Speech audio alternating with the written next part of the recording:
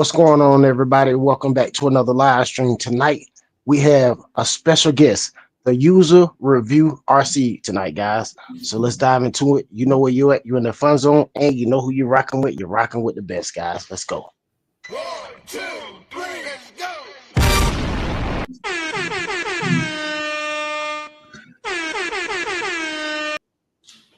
What's going on, everybody? We're going to go around and introduce everybody one at a time. Of course, we got the one and only Linden RC 215. He got them things spinning. He's ready for them speed run challenges, guys. Look at him. We got the one and only Louie Fix It. He got them light kits. He ready. He got them light kits ready, fellas. I'm trying to get them going. Sorry, y'all. All right, and we have our special guest, guys, the User Review RC, guys. Welcome into the house, guys. Shout out to everybody out there. Yeah, thank you very much for having me. I appreciate it. This is very fun. It's not very often I get to do a live stream like this, so it's very cool. Thank you very much again for having me. Yeah, I mean, hey, we just going around inviting everybody that want to join, and we're going from there.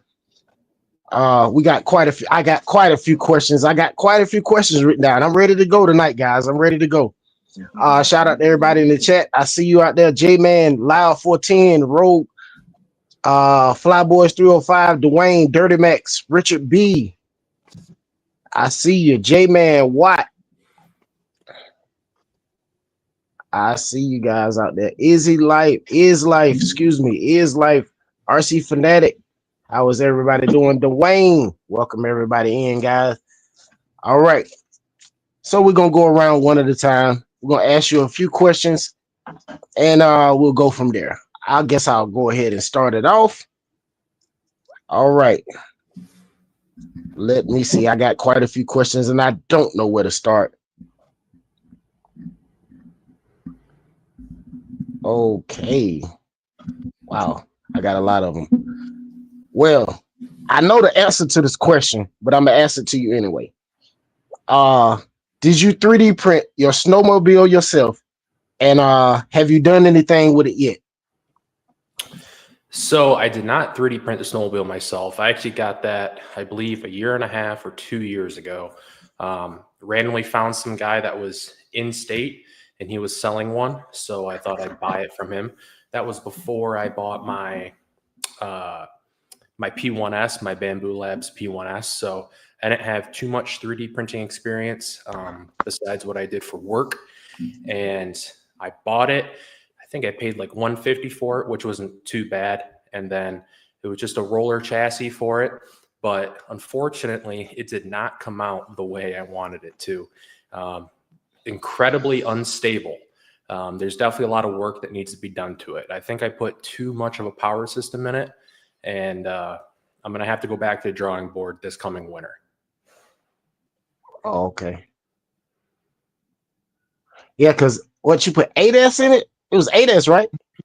I think it was either 8S or 6S, one of the two. I believe it's a, it's a 6S. It's a Castle Sidewinder. So I put a 6S system in it. It was probably pretty overkill for what it needed to be because the thing was so light, so incredibly light that basically I think just the motor itself, I think weighed probably 3 times what the actual snowmobile weighed. So it was far too heavy for the system. It probably needed just a little 10 scale system in there. Didn't need the 8 scale system. Oh, okay.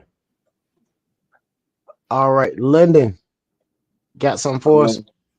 Yeah, what's going on, User Review RC? Nice to meet you. Nice to meet you. My question is, what made you get into RCs? Oh man, to be honest with you, it was always just a tinkering. I'm an engineer by trade, so when I was just a young kid, I always liked to tinker. And they luckily had a local RC track that was actually indoors at our where we usually have our fairs, because I'm in the Midwest, so we have fairs. But I was lucky enough to be able to go over there, and I got a little Losi probably about 15 years ago, and I raced that, and it pretty much just took off right from there. Great. All right, Louie, Fix It.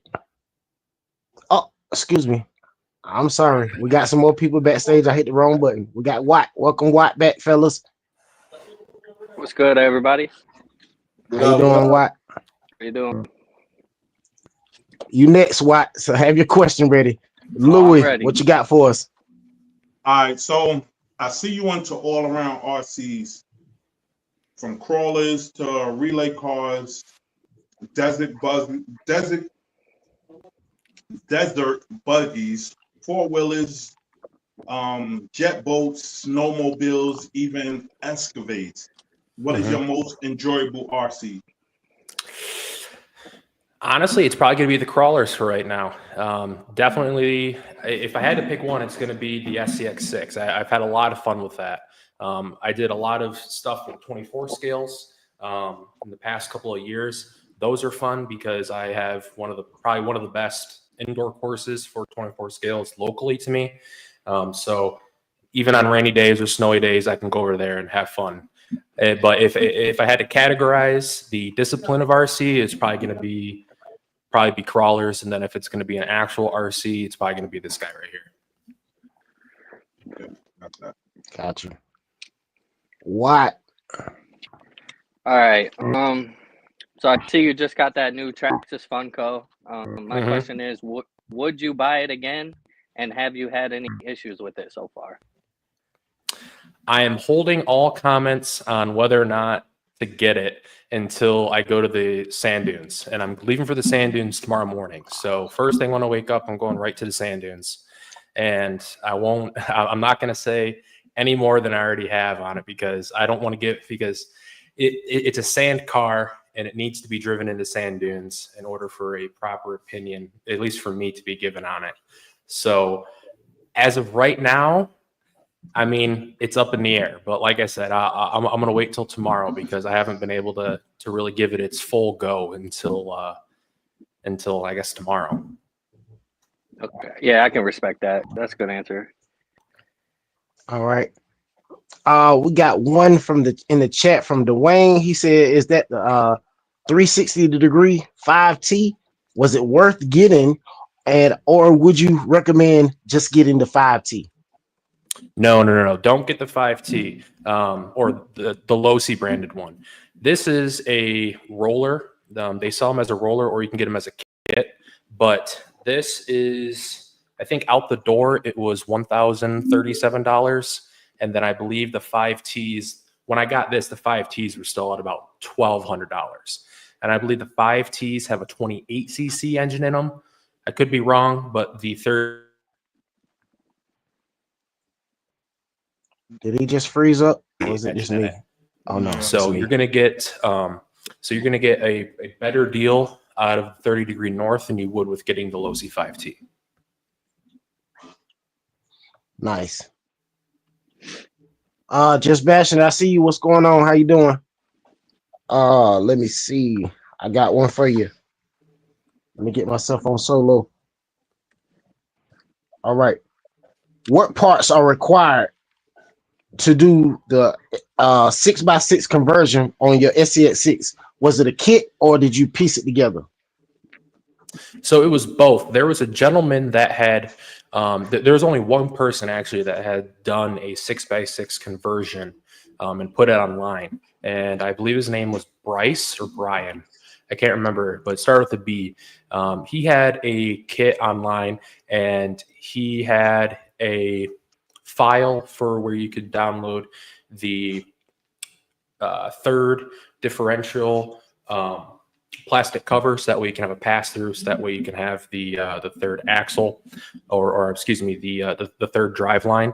And then he also had some stuff set up for a brace, but I went ahead and I completely designed my own rear brace, and I went through and I found every single nut and bolt that you would need in order to assemble it, all the different parts from axial that you would need for it.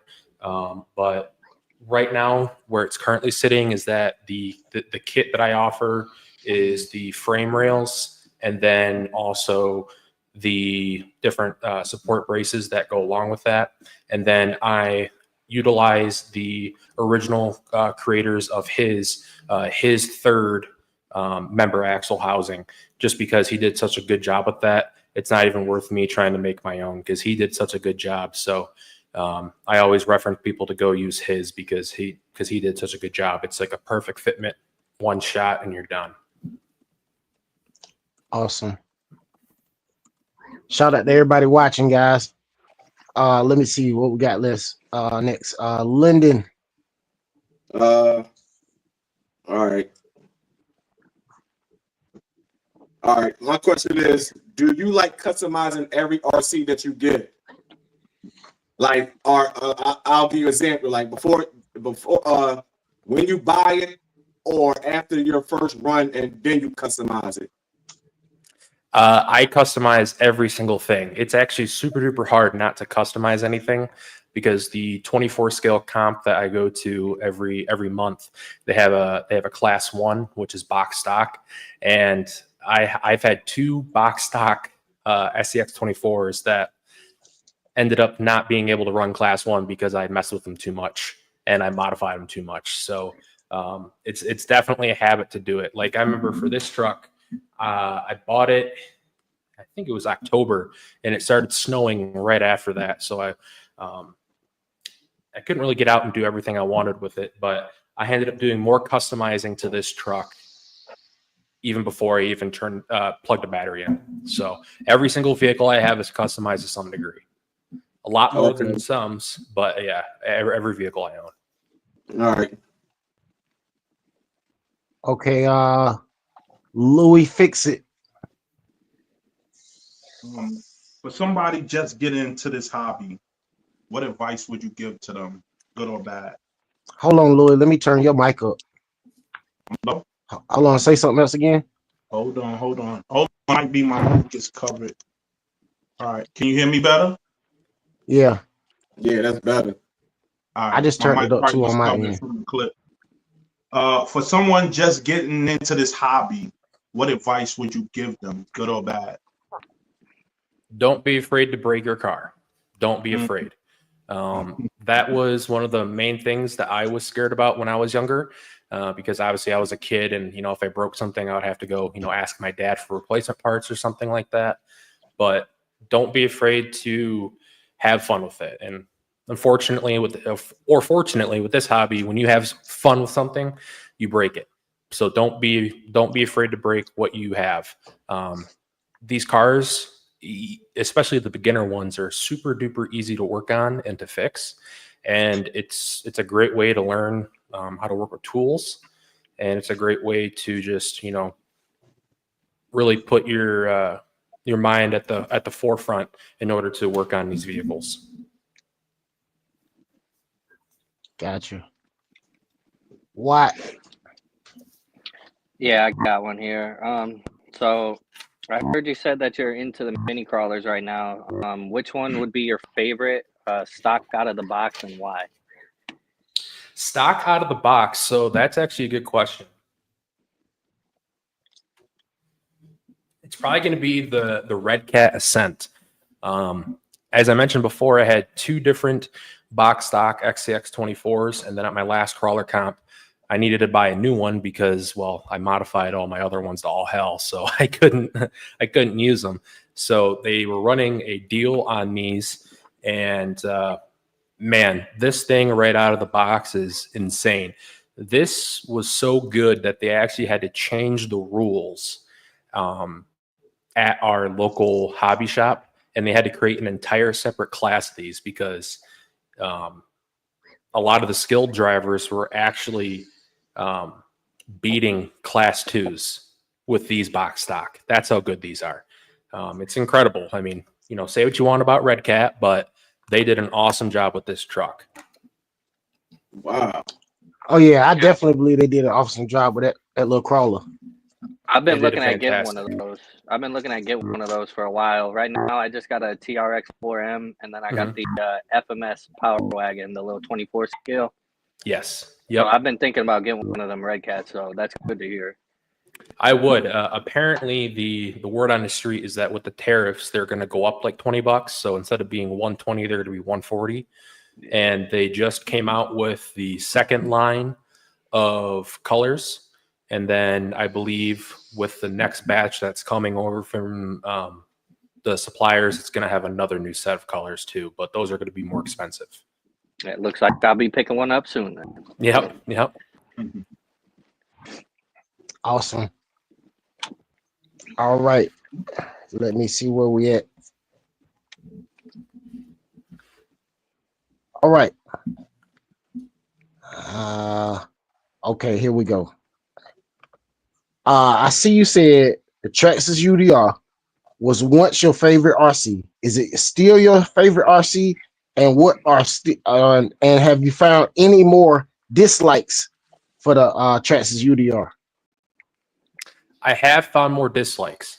Honestly, I haven't driven it since last summer, so this is going to be the first summer back with it. It's hard to compare because I've said that this is my favorite, but realistically, it's the UDR. So the UDR is still my favorite, obviously, with my poster.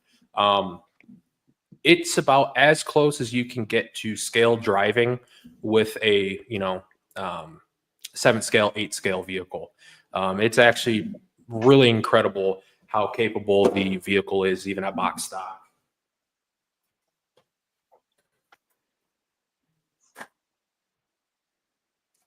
I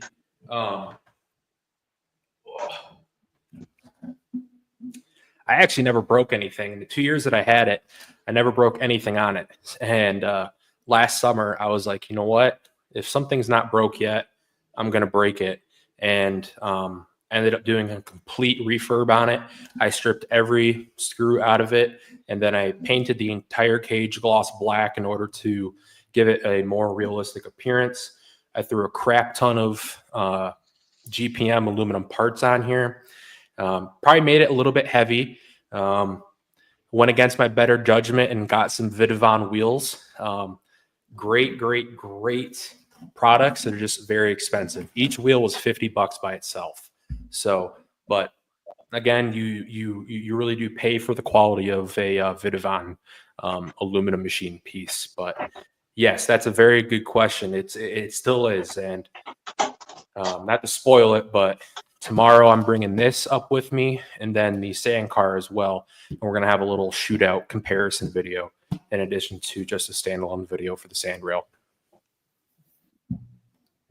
All right. Linden. All right. Moving on to the next RC. Do you like your low seat NASCAR brush or brushless? Which one you like better? Brushless for a fact. It is so much more fun being brushless.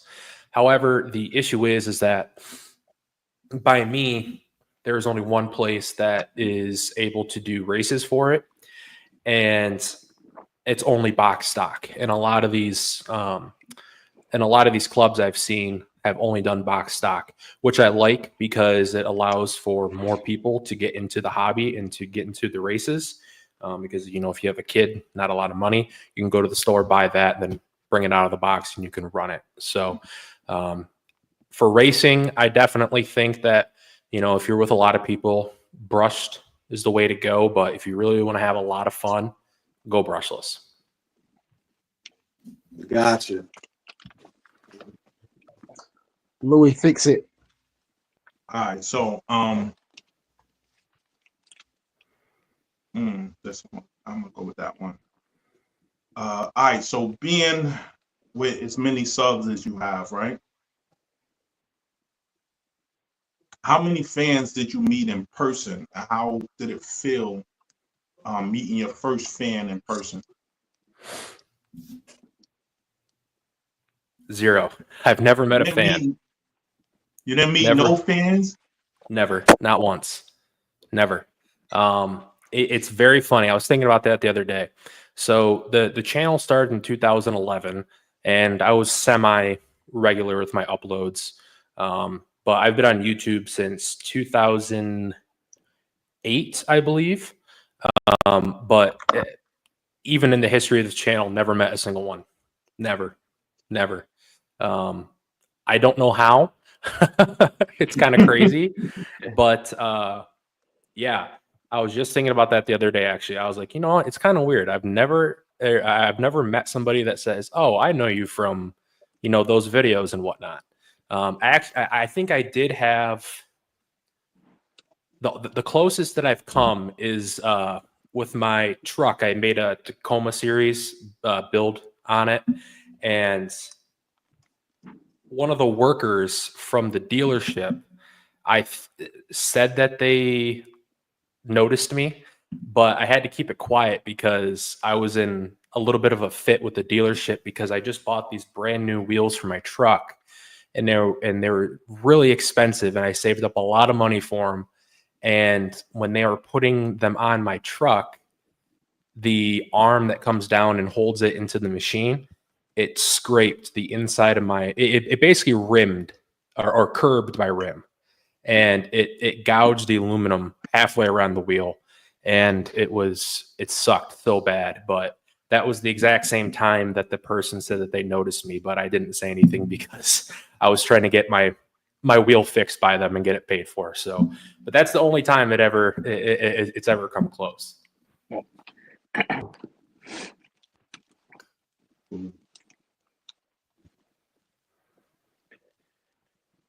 All right. You on mute, Urban? Oh, my bad. What? My bad. Kind of to piggyback off Louie's question, as he said, you have a pretty big following on YouTube, like almost 24,000 subscribers.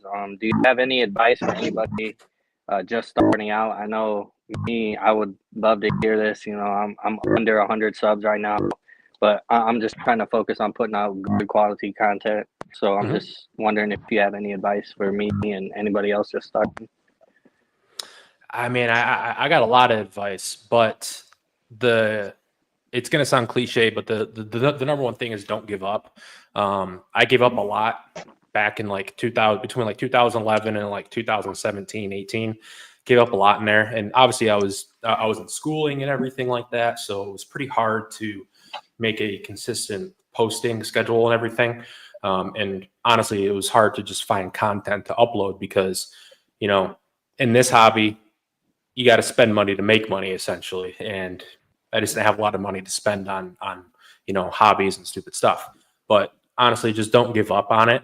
And the biggest thing is that you really got to push multiple platforms, and it gets tiring after a while because I'll upload a video, make a video, and then I'll have to go in and I'll make that video into a short for YouTube, and then I'll make it into a short for TikTok, and then I'll make it into a short for Instagram.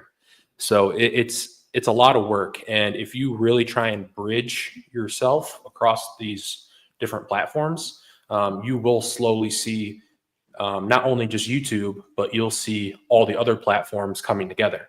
And obviously, if you look at my pages, YouTube is the main, I guess, breadwinner out of all of them with the followers. Instagram, not so much. But excuse me. But like even like TikTok, make sure I basically create social media like a funnel, and this is all the different social media outlets, but at the very bottom, at the neck, that's YouTube. So everything I post, even though it's on different platforms, I make sure to redirect everybody right to the YouTube, because in reality, that's what I want my following in my basis to be off of, is YouTube. So even though it's good to have followers on like TikTok and Instagram, at the end of the day, I'm really shooting for YouTube. So I know that was kind of a long drawn out answer, but at the end of the day, don't give up, and honestly, post content that you like yourself. Don't get hung up on trying to, you know, play keeping up with the Joneses and doing like the current and latest thing. Do what you like to do, because the odds are, if you think something is cool and fun, other people think it's cool and fun. But if you just do something to put out content, the chances of you getting exposure and having a decent video are going to be very slim to none. Great advice, bro. Yes, sir. Absolutely. Great advice. That was great advice right there. We got a couple in the chat. Let me see. Let me get back out here. Dwayne said, if you're a fan of the UDR, have you ever ran the Super Baja Ray 2.0? And do you have one? Do you have one or want one? I do not. I think that in the future, what I'm going to do is I want something bigger. My hope is that Traxxas, or I guess to answer the original question before I go blabbering on, I have not driven Go ahead. a Super Baja Ray. I haven't driven one yet. I like the fact that it is like 1.5, 1.75 times the size of a UDR. I like the bigger trucks, obviously, as you can see. My hope is that Traxxas will either come out with a V2 of the UDR, or they will go, instead of the 1/8 scale, they say it's 1/7, but it's pretty much 1/8 scale. They go from 1/8 and they go to like a 1/5 or 1/6 scale UDR. People would buy that thing up. Like it would probably be one of the only RC cars in recent times that, from Traxxas at least, that has sold out that fast. A large scale UDR is something that everybody wants. But on the flip side to that, I do have my 30 degree north 5T, and that is it's a pre-runner trophy truck. So I do think that eventually what I would like to do is convert that into 12S. Thunder RC already has done, I believe he's done a 12S of his. I think has a Roven, but he has one, and it is insane on 12S. And I think that doing that conversion with that truck would be top notch.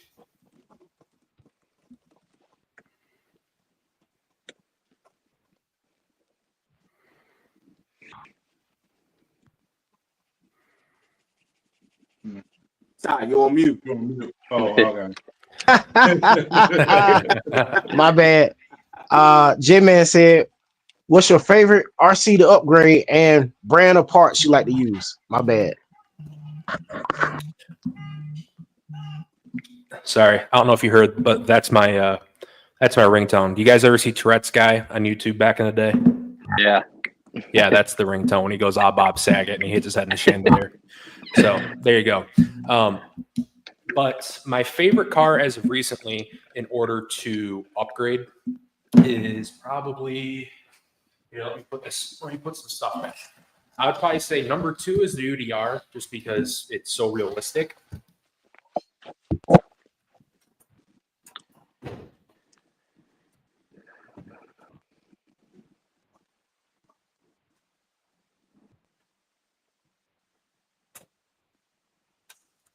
Hopefully I didn't pull a Marilyn Monroe and you saw it in my skirt. It's probably going to be the Vanquish H10 optic. I had so much fun with this because it started out as a kit and basically it just evolved from there. But then brand of parts, it's going to be probably Trial and GPM. I buy a lot of GPM stuff. Yeah, I like GPM too. They got good quality stuff, pretty cheap too. Yeah, and then Mias is actually coming out with a lot of stuff as of recently too.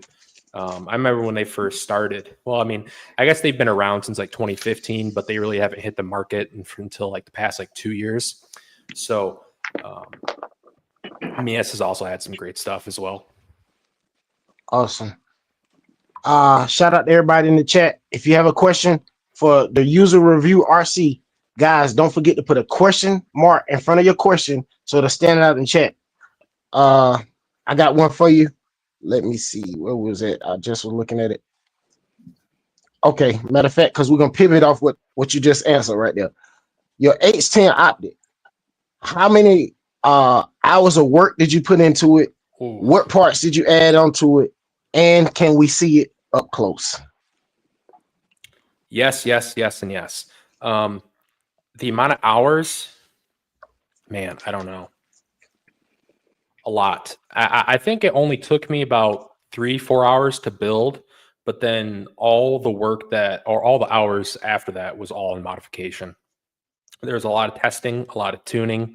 I mean, there was so much stuff. Parts wise, Mias light bar. I ended up doing a custom interior or semi-custom. I used a RC four-wheel drive BRP seat. It's kind of hard to see, but added that in there. And then my pride and joy are these RC four-wheel drive King shocks.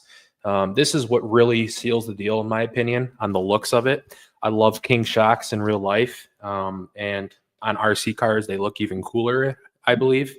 And then I also added a DSM off-road fuel cell in the rear with a custom-mounted radiator, and then a lovely chap online posted his own rear quarter panels and front inner fenders.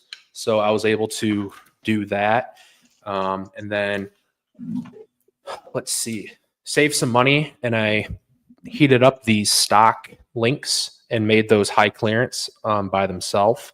And it turned out absolutely beautiful because there's not that many people that do high clearance links for these.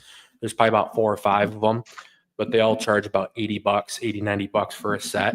And I ended up just putting these right in my vise, heated them up with a blowtorch and just bent them at like 35 degrees, maybe a little bit less. And yeah, it was fun. It was a very fun build. It's one of those trucks that I build in the wintertime in hopes to take it out and do a lot of fun in the summertime, but I'm still trying to find a good place to go drive these.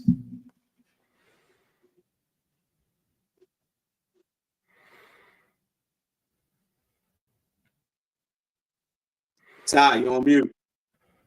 Yeah. Hey, I'm over here printing, and I don't want the 3D printer to be making a lot of noise and, you know what I mean, disturbing what we got going on. It's crazy. I can't even hear it. Yeah, don't hear nothing. Yeah, oh, it's going. Yeah, I know, we can't hear it. nothing, though. Nah, Yeah. I can't hear nothing. Oh, okay. See, I didn't know. Yeah, it's quiet. Yeah. We got one from the chat. Dwayne said, "What would a 12S system what would a 12S system cost to swap into the 5T and a DBXL?" Let's see. You'd probably want to do, I think it's probably want to do a hobby wing system, probably a Max 3, I think. It's a lot of money. I think it's Max 4. Max 4. Yeah. Yeah, I think just the ESC is like 400. Yeah, last time I looked, it was pretty much, you're close to the same amount for the car as you would just for an ESC motor. I'm almost positive of it. I think it's just under $1,000. It's expensive. It was enough to where when I looked at the price, I decided I wasn't going to do it. at least at that time. Bro. I got you. We got another one from the chat. Nitro Bomb said, "User review. Do you do any drifting?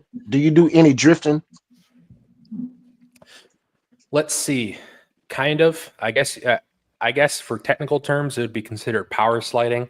But the only thing I have for like a drifter would be the Arma Infraction V2. That is a super duper fun car. If you're thinking about getting one, get one. As long as you have a paved surface and an open area, it is one of the most fun cars you could ever have. If you gear this out of the box with the high-speed gearing that comes with it, and you get some very good lipos, you can hit 100 out of the box on this. And it seems like it's impossible, but no, you can do it. It's a fantastic car. Shout out to the 35 in the house. Don't forget to smash the like button. We got a couple more in the chat before we go any further. Let me see. Road One said, "What's your favorite stadium truck, 4x4 truck or truggy?" I think this goes back to the earlier question. It's going to be controversial, but I'll probably say the Traxxas Slash, just because it's a universal truck. At the competition level, a lot of people don't run the Traxxas Slash just because there's the team associated stuff and everything like that. But I mean, if you're getting into the hobby or if you want to use it as a basher, buy the Traxxas Slash. Gotcha. Let me see. Make sure we don't have any more questions right here. Okay. Nitro Bob said, "What's your fastest RC car?" It's going to be the arm infraction. Yep. I think that the fastest I've ever gotten it to is about 80, 83 miles an hour. But I didn't put the high speed gearing on it. I was lucky enough to where they had just repaved the road where I live, and it was pristine conditions. And it was like, it was such a golden moment because I was like, oh my gosh, I have to see how fast this thing goes. And looking back on it, I should have went and got like the really nice high end lipos, and I should have put the high speed gearing in it, but I didn't. And I never hit that 100 that I talk about, but yeah, it's very fun. Gotcha. All right, who go is it? My go? Linda. Oh, my bad. I ain't mean to No, put no, you on no. the solo. Sorry. It is yours. It is yours. It's my go. Yeah. All right. Okay, I asked that question already. This one been asked already. Oh,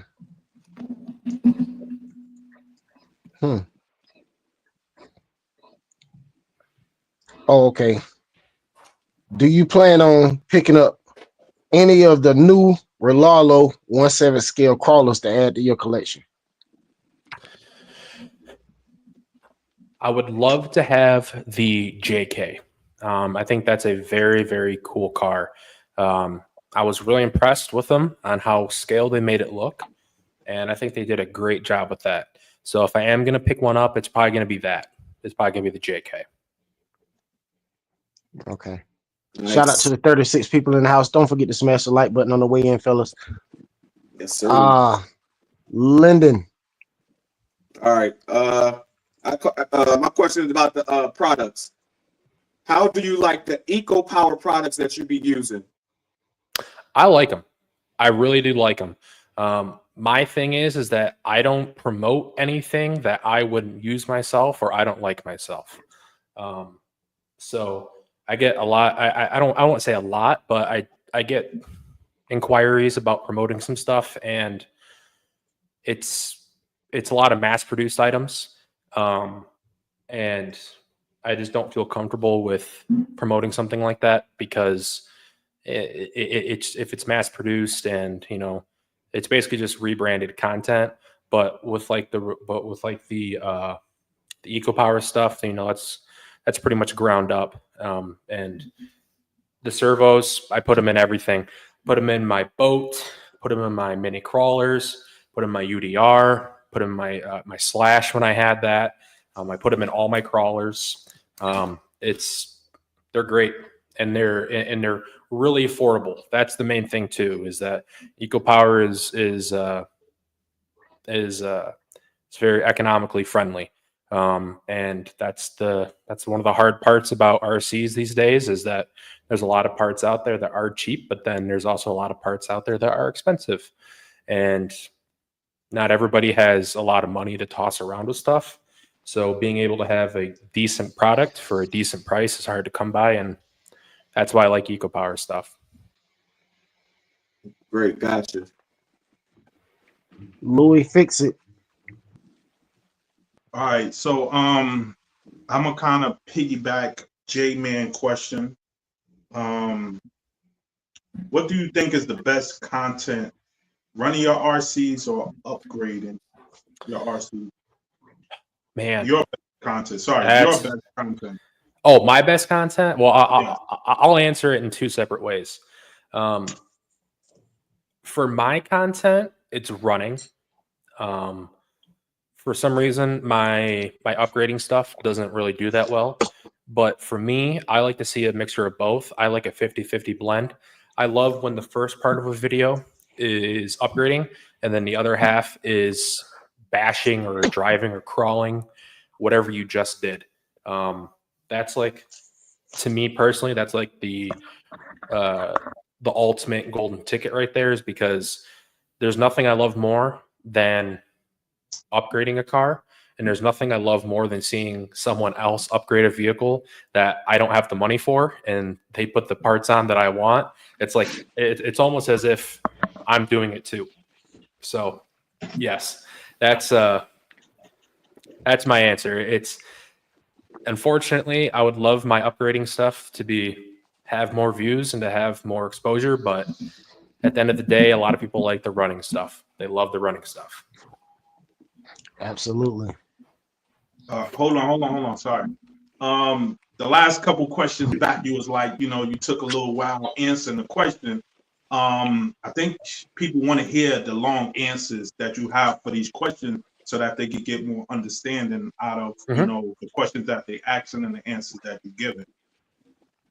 Oh yeah, you can talk as much as you want now. You don't have to limit. You don't have to limit your question. Your answer. I just wanted to put that out there because you was like, you know, it took a little while answering this question, and you know, I kind of want to hear, you know, every intake that you have on, well, outtake that you have on the questions that we asking, so we could get the, you know, the full view of what you're saying.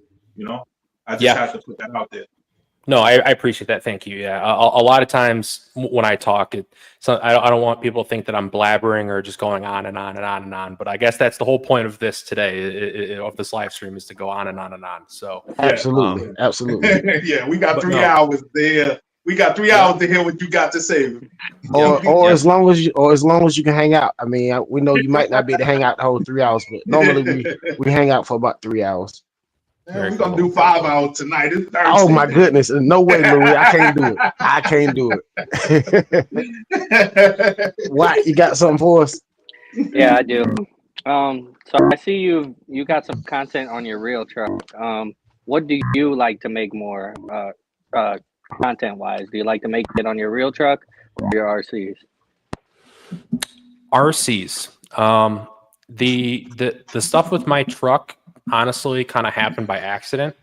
I got the new Tacoma like a couple days after it got into dealerships, and I was like, you know, hey, I wonder if I could probably make some money off this thing on YouTube, that is, and posted a video just going over it, and it got thousands of views, and I was like, oh, okay, a lot of people like this.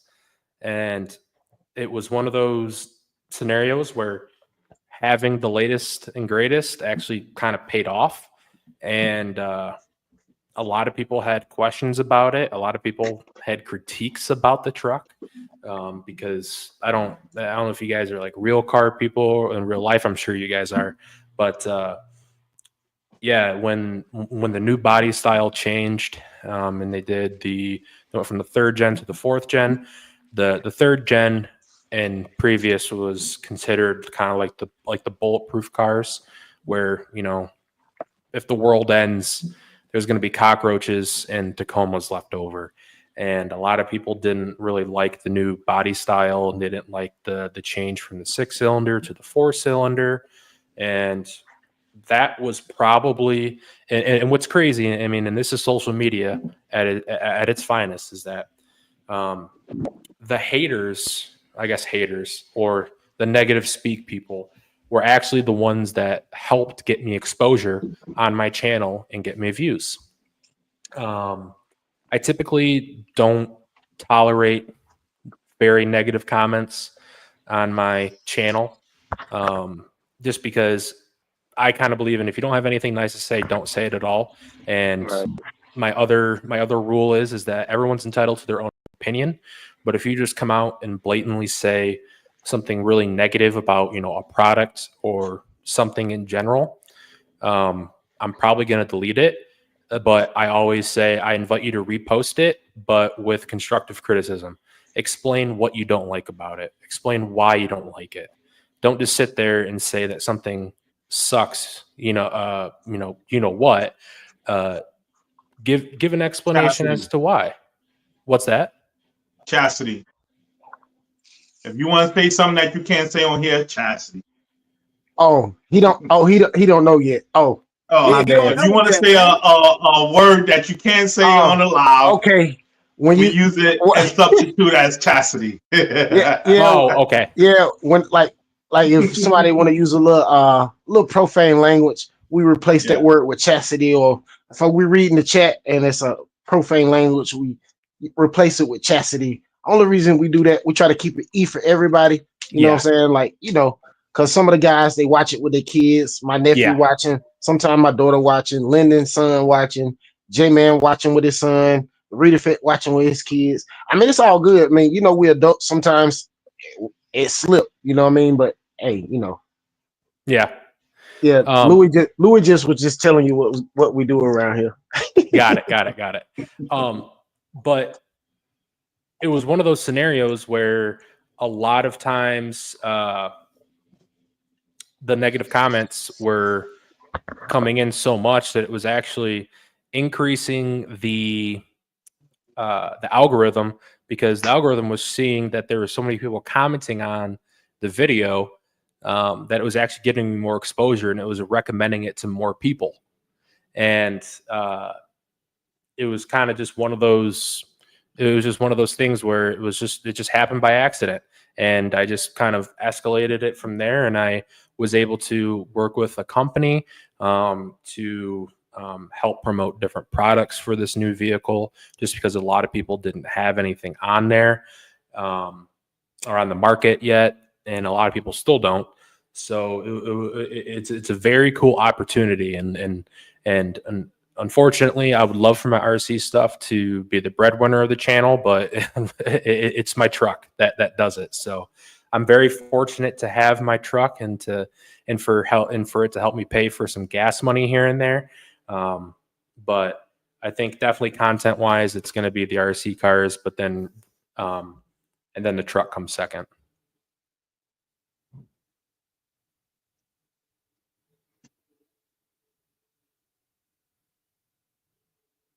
Who go is it? My go? Yeah. We got a couple in the chat. Let's get a couple from the chat. Let me see. Nitro Bob said, no question, but I just want to say it's good to meet you, bro. And I'm gonna subscribe. Thank you very much. Appreciate that. J-Man said, do you do competition crawling? And if so, have you won any of them? I do. It's nothing sanctioned for competition crawling. I do a lot of the 24 scale stuff. There's not almost anything by me for 10th scale and 6th scale. So that's unfortunate. But like I was mentioning before, I have 3 very good indoor tracks for the mini crawlers.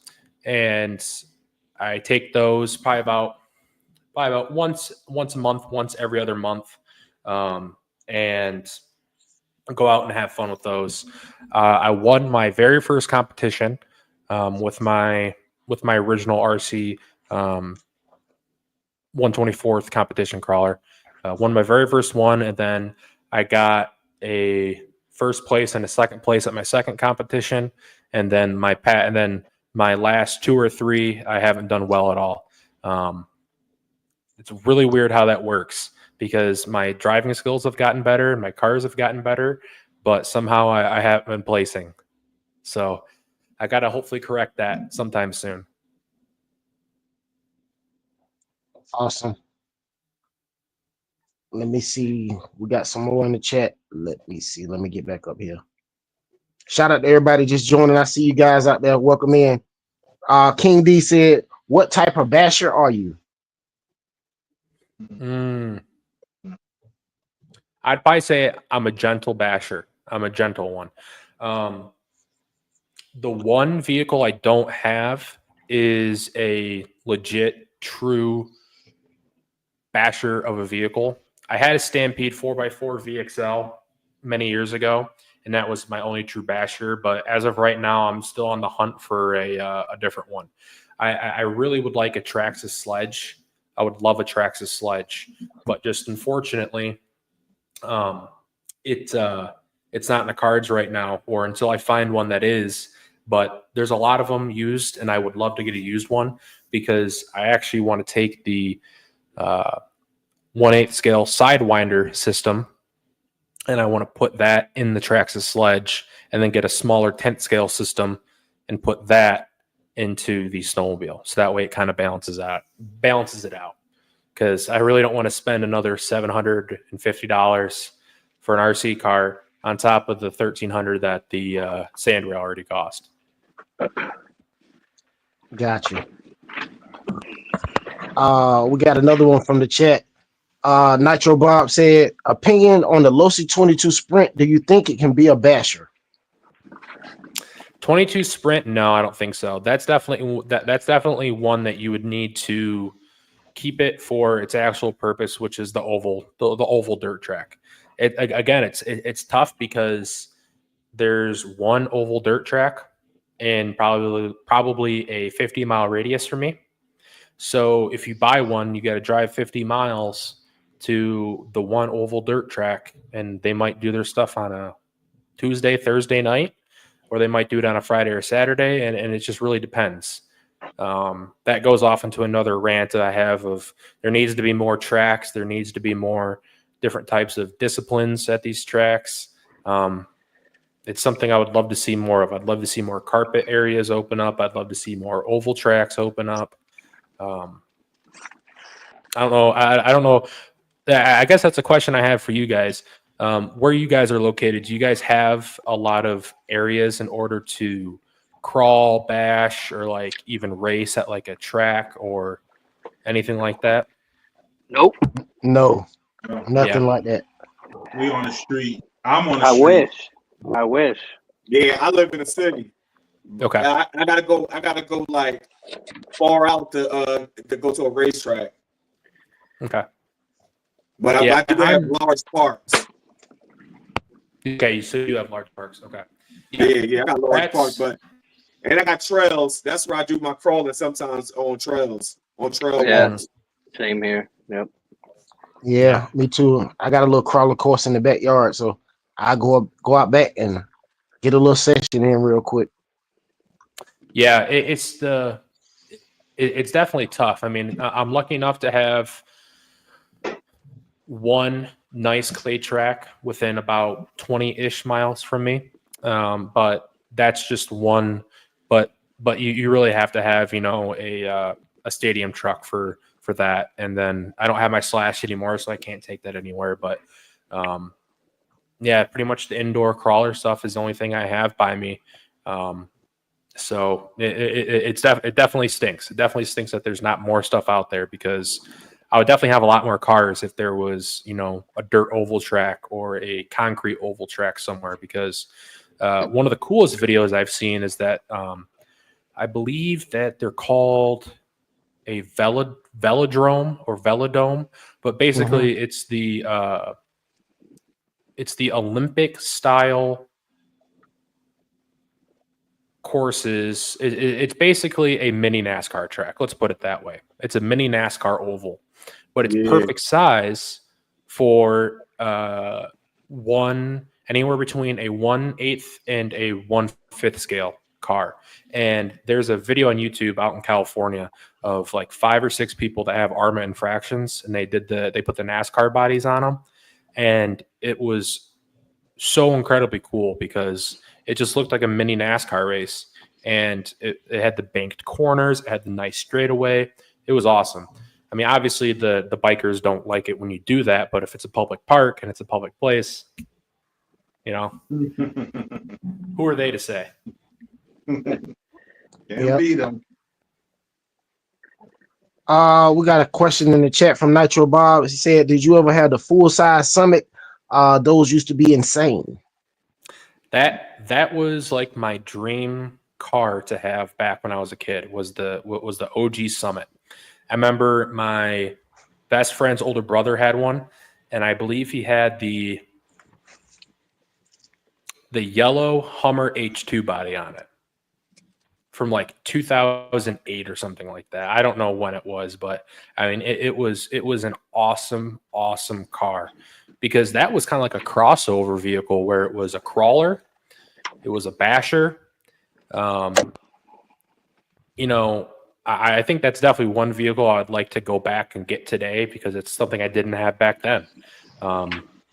It was so cool.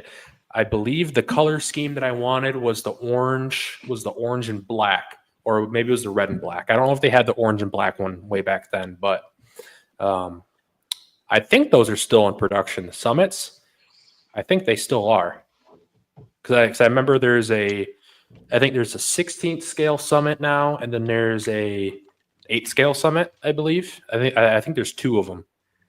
I think they stopped making the bigger ones and they make the small ones. I think it's a 110 scale or something. 110 scale. What the size it was. I had the bigger one, and I had the 110 scale, but it looks like a 1.5. I mean 1.8 or something like that. It's a big. Okay. It was big, but they stopped making that one. I believe they still make the smaller one, the 116, but that one is considered like a 110, the size of it. You know. Yeah, it's huge. But I think I don't know if they stopped making the smaller one, but I know the big one I had. All the cars that you mentioning, I had them and I sold them. The Slash, the Summit. I had all them cars and I sold them out. I know. I ended up having to sell three cars in order to get the sand rail. I sold my Slash 4x4 VXL. I sold my Losi NASCAR. I sold my my old crawler, or I guess actually it's right here, but my old crawler, which was the Element Enduro builder's kit, the Nightwalker. So unfortunately, I couldn't keep them. If I wanted something else, I gotta find a way to pay for it. So we feel your pain, bro. Yeah, it sucks. I mean, I wish that I was in a scenario. I wish we all were in a scenario where every single time a new car comes out, we can just go and buy it without having to think twice about it. But, absolutely. Well, I did buy this without thinking twice about it. But then once I got it, I was like, yeah, this isn't going to go well with the wife. So I took 3 other cars to the hobby shop. I'm like, okay, that'll cool her down for now. But yeah. It's man, it's awesome with the stuff that they're coming out, but man, these prices are just ridiculous. Ridiculous. Yeah, they're through the roof, man. I think, what was it? They just came out with the team associated unicorn. They finally came out with the 1/7 scale. It's supposed to be like the Arma Infraction fighter. Yeah. I think that's just a roller, and the roller itself I think was like $900, almost $1,000. Wow. If I remember correctly.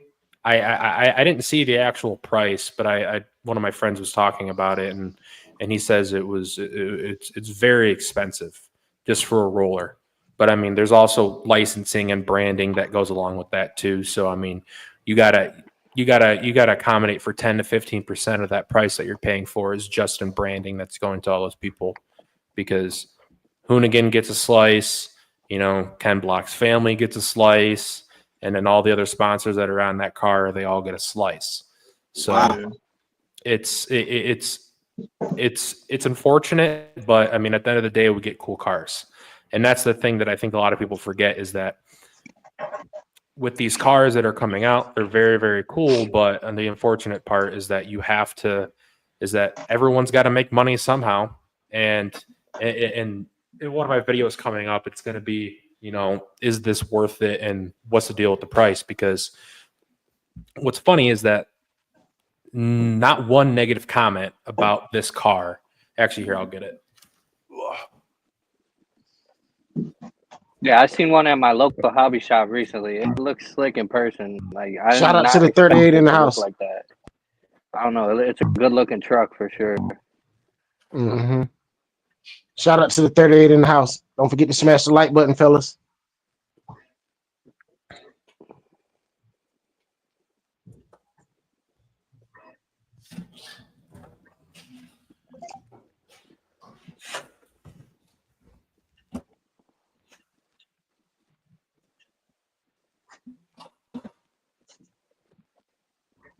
So there hasn't been really any negative comments about the vehicle itself. It's only been about pricing. For those that you don't know, that this is $1,300 box stock. And then after tax, you're looking pretty much closer to $1,400. And it is the second most expensive car on Traxxas' website, behind, I believe, the XRT Ultimate and the X-Max Ultimate, which I believe are both at $1,500. One's at $1,400, one's at $1,500, I think. And it's pretty shocking because there is no aluminum upgrades on this. If you want aluminum upgrades, just the front upper control arms are going for $139 a piece for CNC aluminum. And I wish I looked at the price of the bodies before I put up my last video and bashed it, because these plastic pieces right here, you can only get this the roof, you can only get the hood and then the side panels, and that's it. And that's it for that package, and that's $99. Now, if you want to get a whole new body, and the only way to get a new rear wing is to buy the entire cage assembly with the panels. That's $249. Whoa. Whoa. Wow. Yep. That is crazy. So Yo. they don't even they don't even sell replacement wings. And That's fortunately, wild, the wing has been taking the butt of this damage, and wow.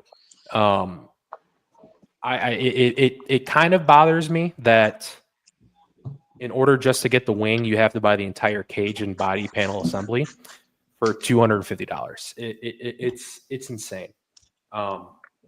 But going back to pricing and everything, the reason why ultimately at the end of the day why this is $1,300 is because it's Funco.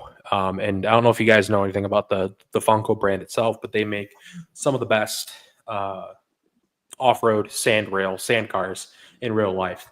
So a lot of that money is going directly towards Funco.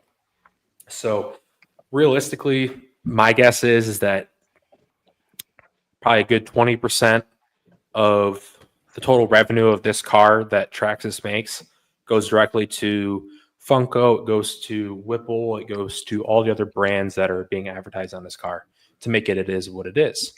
And the thing is that if Traxxas were to make this car without the licensing of Funco, you know that they would get sued because Traxxas likes to sue everyone else, and they can't, they can't be little crying wolf over the fact that now they're getting sued because they made a car that looks like something else. So it stinks that that's the case, that it is $1,300. But if you really think about it, the chances of us getting this car without the branding associated with it would have been slim to none. There probably wouldn't have been a car to come out if it wasn't for the fact that they partnered with Funco. So you really kind of have to look at two sides of the story here. And if there was a company that were to build this car and to put it into market, it would have been Traxxas and it would have been Funco. I mean, there's some other off-road companies that do make their own sand rails and stuff, and I'm sure they would have partnered and maybe the price would have been a little bit lower, but realistically this should have been no more than the current XRT, which is I think $1,000, because you're really not getting, it's not like you're getting anything more than what the XRT offers. I mean, sure, you have the disc brakes, sure, you get the paddle tires and everything on it with the front sand radials. So it's controversial with the price, but as far as the car goes, I tell you what, I mean, it's held up pretty well for two-wheel drive, but I'm really excited about tomorrow morning because that's when we take it to the dunes. That's when we take it to the dunes. Awesome. We got a couple from the chat. Nitro Bob said, "Do you like Nitro buggy racing?" Nitro buggy racing. I love watching it. I've never partaken in it, believe it or not, but I love watching it. There's something about a real combustion engine inside of a RC vehicle that is unmatched to an electric one. Nitro RC cars is, I don't want to say it's a blast from the past, but I mean, it really is. And again, as a real life car guy and a tinker, working on those small engines is so fun. It honestly is a blast. And the cool thing is that with Nitro stuff these days, if you don't mind buying your stuff from overseas, you can get some Nitro stuff online from like Alibaba and AliExpress and stuff like that for dirt cheap. And it's super good. I actually know of a professional racer who races, like the big indoor Nitro stuff. And he doesn't have an engine sponsor, or I don't think he had one at this point, but long story short, he actually would buy his engines, his Nitro engines from like Banggood or AliExpress for, a third of the price or whatever. And he would run them in his competition cars and he had no problems with them. I mean, obviously, there's probably a little bit more maintenance that goes along with it. Maybe the machining isn't as great, but he runs them. And I think that would be cool is that I was watching a video today, Kevin Talbot, and one of the people was like, I would love to see a Nitro engine inside of an X-Max. And I was like, that would be cool. That would be cool. Definitely would be cool. Mm-hmm. Let me see. We got some more in the chat. Let me see. We got another one. Nitro Bob said, what about the A-scale E-Revo? Didn't they stop making those? E-Revo, I believe you can still buy them in stores. As far as the 8 scale, or as far as whether or not that they are still in production, I don't know. But I was just in the hobby shop yesterday and I did see an E-Revo on the shelf. So I do know that you can still buy them. They might be phasing them out in terms of basically they have a last batch of shipment. They send them out and when it's gone, it's gone. But yeah, it's that is another fun car. It's a great beginner car. I remember I saw, back in the day when we were racing at the indoor place, a lot of people had E-Revos, and that was the cool thing is that the beginner class or like the kids class was E-Revos, slashes, and then I forget what you guys might have to help me out here, but Losi had a beginner truggy that was it was 2-wheel drive, and it was kind of like the slash 2-wheel drive. I forget what it is, but it was basically those three. It's a very fun car. Very fun car. Awesome. We got one in the chat. Dwayne said, how soon after getting the sand rail did you change the electronics? I haven't changed the electronics yet. I have been tinkering around with the servo. Again, I like Traxxas. I like their products, but one of my gripes is how they make a lot of their stuff proprietary. And that meaning they make servos, they make batteries, they make connectors that only work with their products, right? So if you want to have a Traxxas vehicle, you have to basically hunt on the website in order to find a third-party LiPo battery that will be the same size as the Traxxas branded battery in order to fit inside your vehicles. That's one thing I don't like. And let's be honest here, the connectors for Traxxas are horrible. I just had to resolder some the other day, and it was actually for this truck. I resoldered some connectors for a Traxxas plug to an EC5. And I was like, this is an 8S system. And you have this small little piece of metal here and this thick gauge wire. And I don't know. I'm not going to get into the technical side of things here, but I don't know why they use those connectors after all these years. You would think that they would have so many warranty complaints with those connectors that they would have changed them.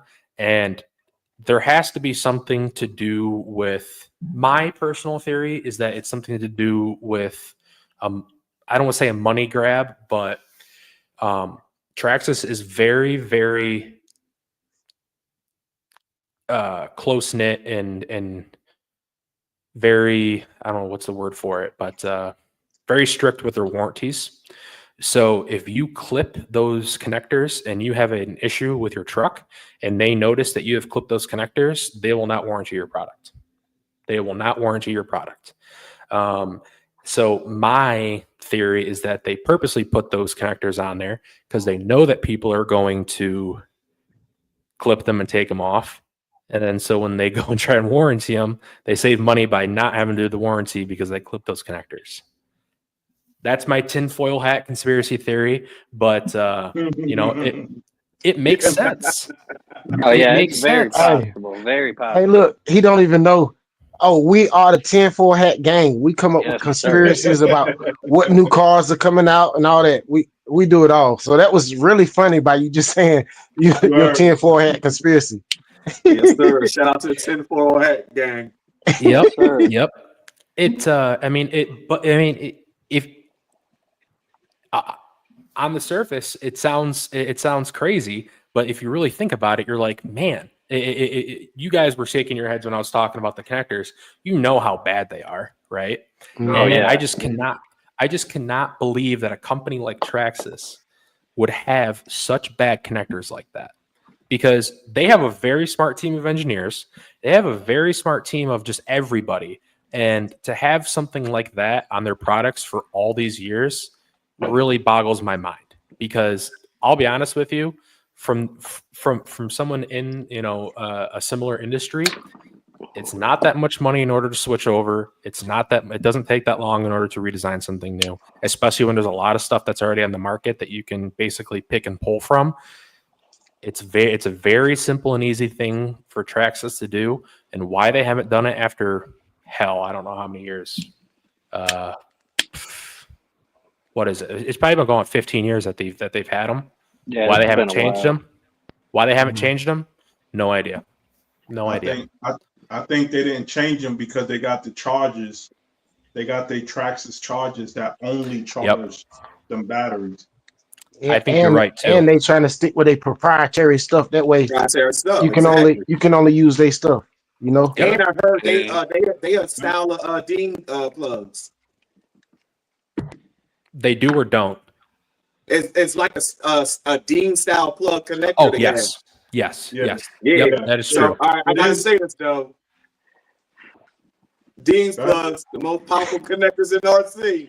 And you know, I don't mind them. And you know it, bro.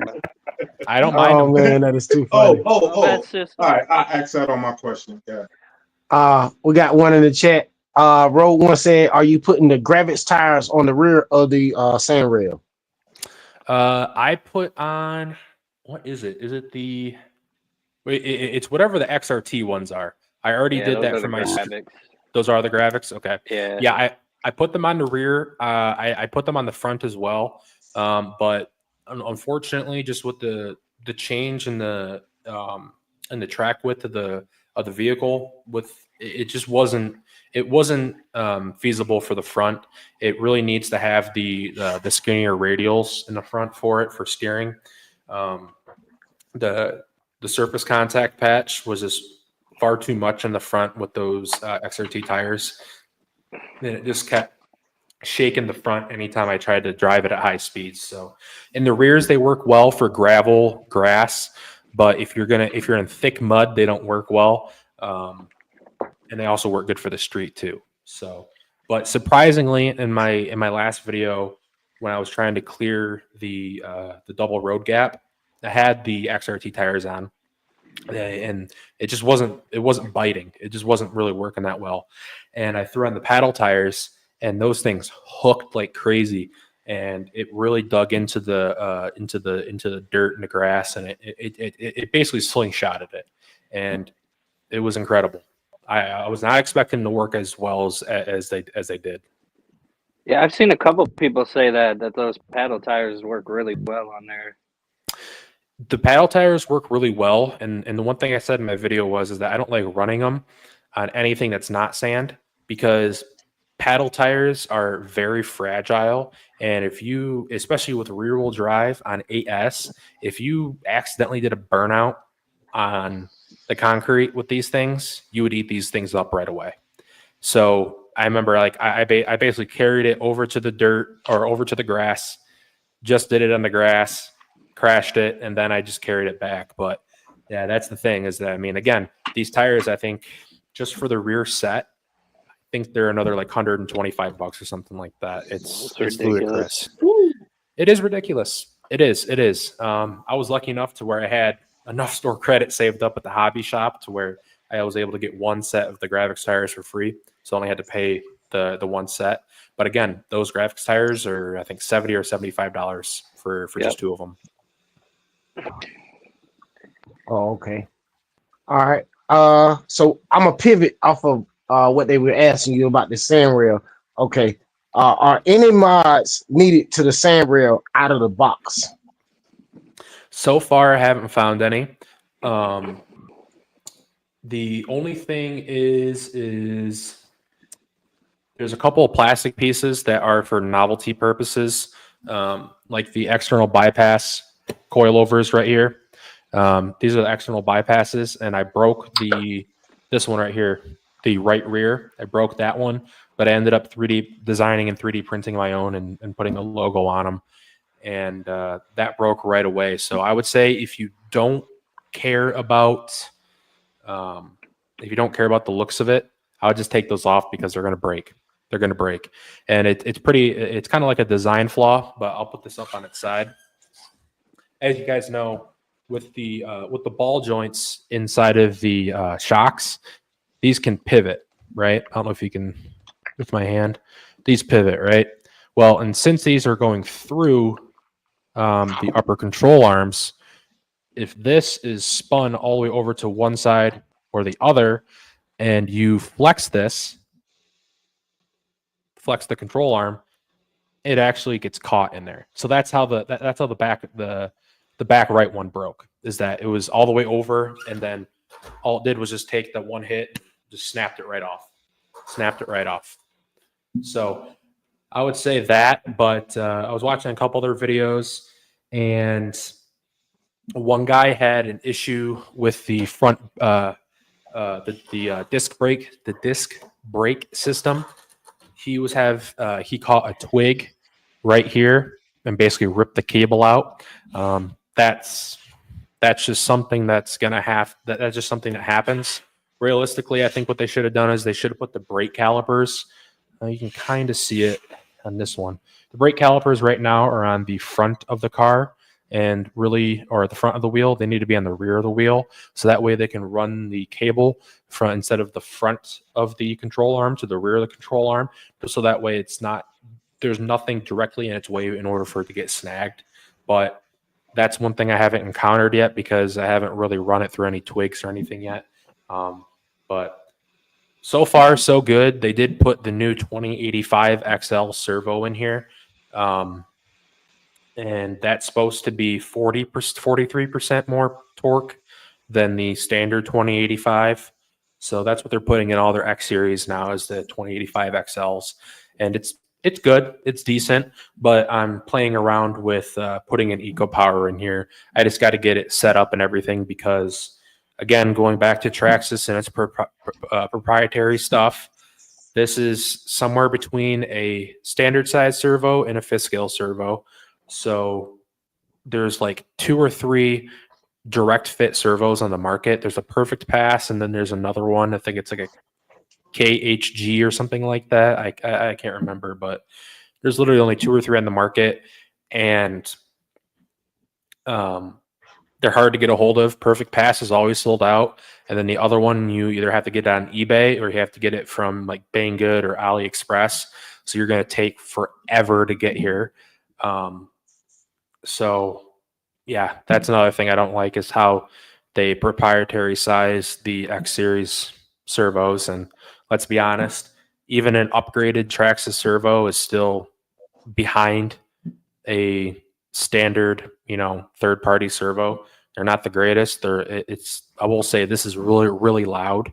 I'd love to have a brushless in there. I believe this is still digital, or it might be coreless or digital coreless or whatever. But yeah, it's surprisingly, there's nothing that needs to happen to the car right out of the box in order to make it work really well. Pretty much just take it out of the box and rip. That is one positive. Oh, okay. All right. We got one in the chat from Dwayne. Dwayne said, "Brake issue with the sand rail. You're gonna find out. Did you do something about it already? Did you do something? Did you do something? Did you already do something about it?" I have not done anything about it. I'm gonna cross that bridge when I get there, because realistically, I see the fix that needs to happen, but I don't think the brake line is going to be long enough, because I looked on the website and you can get replacement brake lines, which means that if there is a serviceable part for it, it's probably a custom length cut. And realistically, I'd like to re-drill the holes where the mounting brackets for the brake wire to go to the rear. But if I do that, it's going to kink it in the front, and I'm not going to have enough. So it's always going to be under tension. So unfortunately, I won't be able to do that unless I make my own. And that's just something I don't really want to do right now. Once it breaks, I'll fix it. But yeah. All right. Who go is it? Is it who go is it? My go? Linden. Oh, it's Linden. Then you already go. All right. Go off. I'm gonna go to something else. All right. What was your top speed run on your Valaro AM X12S? I knew you were going to ask that, and I didn't do my own research. Hang on. Let me look at my thumbnail. I think if I remember correctly, it was 58 miles an hour. Because I remember it was over 55, because I put the thumbnail as 55 plus. So, and I think I cheated it. And I think it might have been just 56, but I'll call it 56 for good. But that was a car I wish I kept. I sold that one too. I sold it to a friend who, again, was in the hobby when he was younger. And I was like, you know what? Here, I had this one for a couple of years. I'll let you have it. So I gave it to him for a really good price. But I mean, I like that. That car surprised me. That thing was fast as heck. It was a little ripper. It was fun. Yes, sir. All right. And to piggyback off of that question, will you get the new Valaro X12S?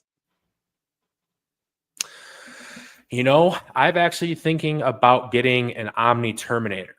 If I can't get my sledge, so for the future, I'm going to Las Vegas next week, and I'm going to have a video series where I'm going to take some of the money, against my better judgment, I'm going to take some of the money that I got from selling my other RC cars, and I'm going to make a little mini series for YouTube Shorts where I'm going to try and turn that money into a profit in order to pay for the Traxxas sledge. I have my fingers crossed. I don't think it's going to happen, but I got to start learning how to count cards now. Let's just say that. Got you. Hope for the best. Dream for the best. Hey, I'm going to put my math degree to good use here, and let's see if it works. Right. Hey, nothing wrong with that. Louie, fix it. All right. So some people consider this hobby as a therapy. What do you consider it? A therapy, enjoyment, stress release, or just for the love of the hobby? All the above. All the above.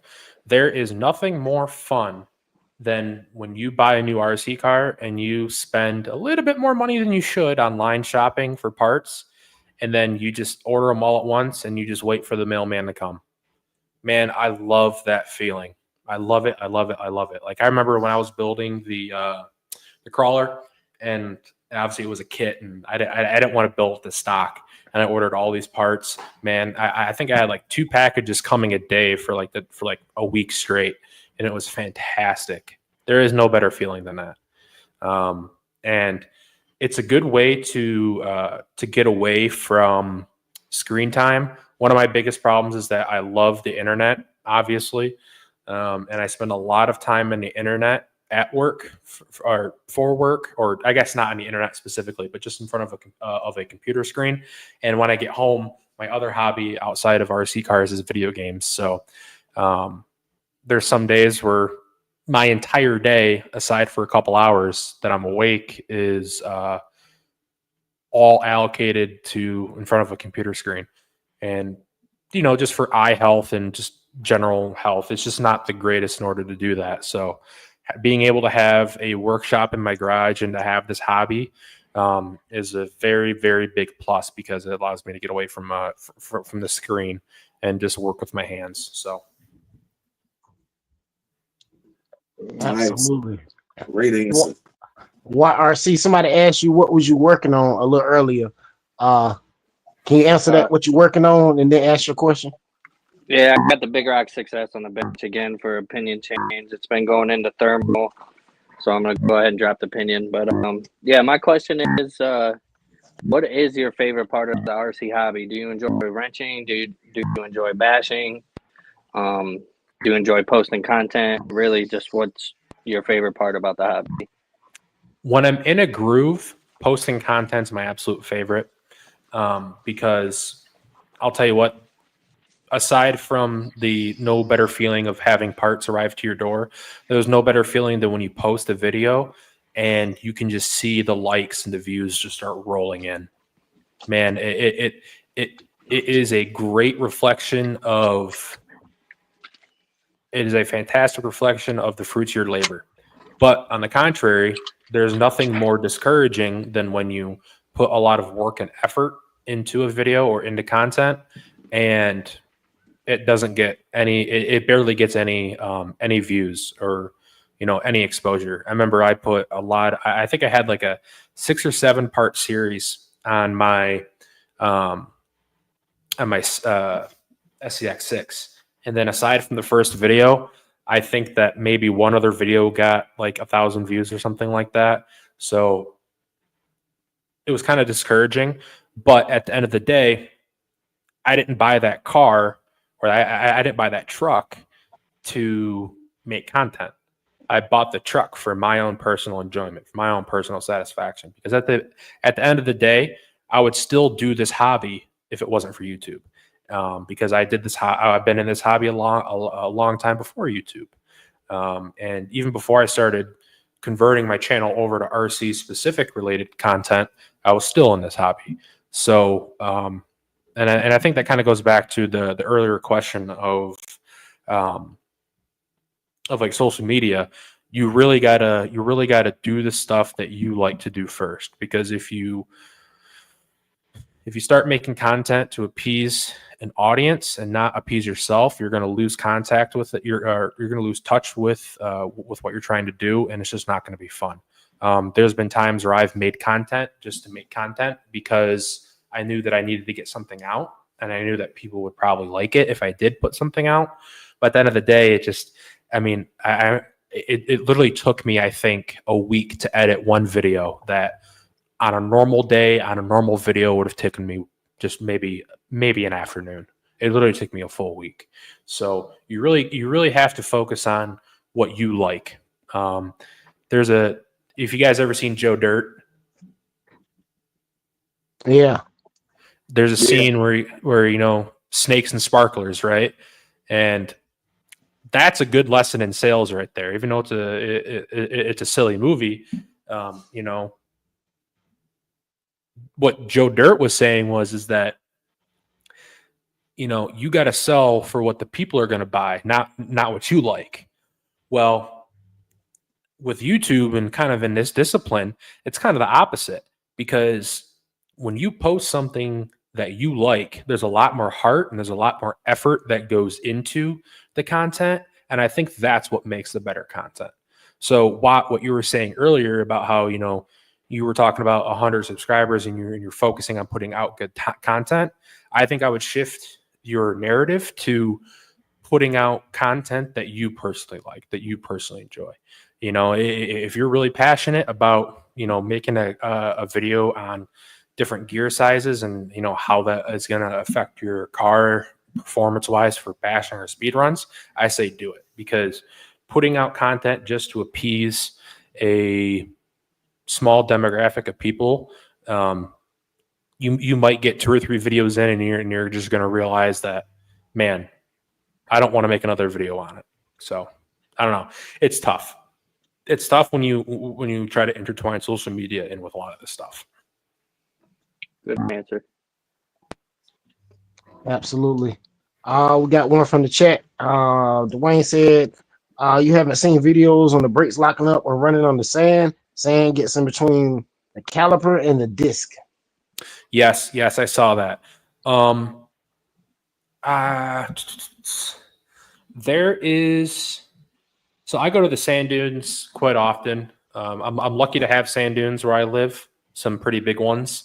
And there is a specific type of, I think it's like an anti-static spray. I forget what it is, but there's a certain type of spray that you can use on like actual brake discs for like your truck when you're out there. But that is a big issue with this car, and I think that's what's going to benefit the next edition if they do make these changes, is that moving that brake caliper from the front of the wheel to the rear of the wheel, because you got to think about it as you travel, right? All that sand is coming over and it's wrapping around and it's getting caught right here. And obviously, if you go into a sand mound, what's the first thing that's going to get caught is your wheels. And what's the first thing right behind your wheel? It's that caliper. So it's going to be an issue tomorrow. I know it for a fact, but I'm probably going to bring a can of compressed air from like computers and just hit it, spray it real quick. So that way, it's not going to slow my day. Got you. We got one in the chat from Randy. Randy said, one question before I get back on the road. Is the Shreddy Jetboat your only boat, and do you plan on getting more boats? It is my only boat. When I move locations, there's actually a lake now by me. So I do plan on getting another boat. Only problem is that if your boat flips and it doesn't have self-righting technology, you're either going for a swim or you are basically SOL. So that, and again, that boat right there has been very good to me, not because of the positive comments, but a lot of the negative comments that have come from that. Don't forget to take out the trash cans. Linden, Linden, get the trash out. Hey, don't worry. Hey, don't worry about the trash cans, because I forgot to take them out yesterday, and I was awoken by the trash can guy. So don't worry about it. I actually sunk this pretty bad.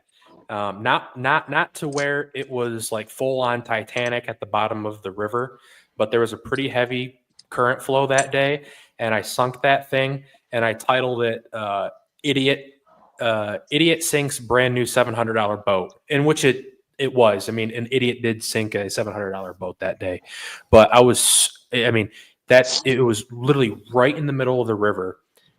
Super horrible spot, bad current.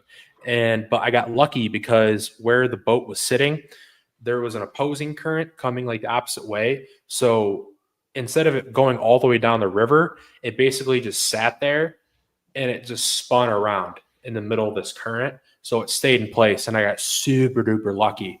But I sat there and I tried to throttle in, throttle out with it. I couldn't get that thing unstuck for the life of me. And then after probably about 20, 25 minutes, I was like, you know what? I'm going to have to go for a swim. It didn't help, too, that it's like one of the most polluted rivers in our state. And I was like, this is just so gross. Wow.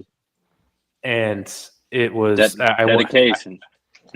Well, I also didn't want to lose $700. Hey, I understand I that. feel you. Yep, I feel you. I would have been swimming too, bro.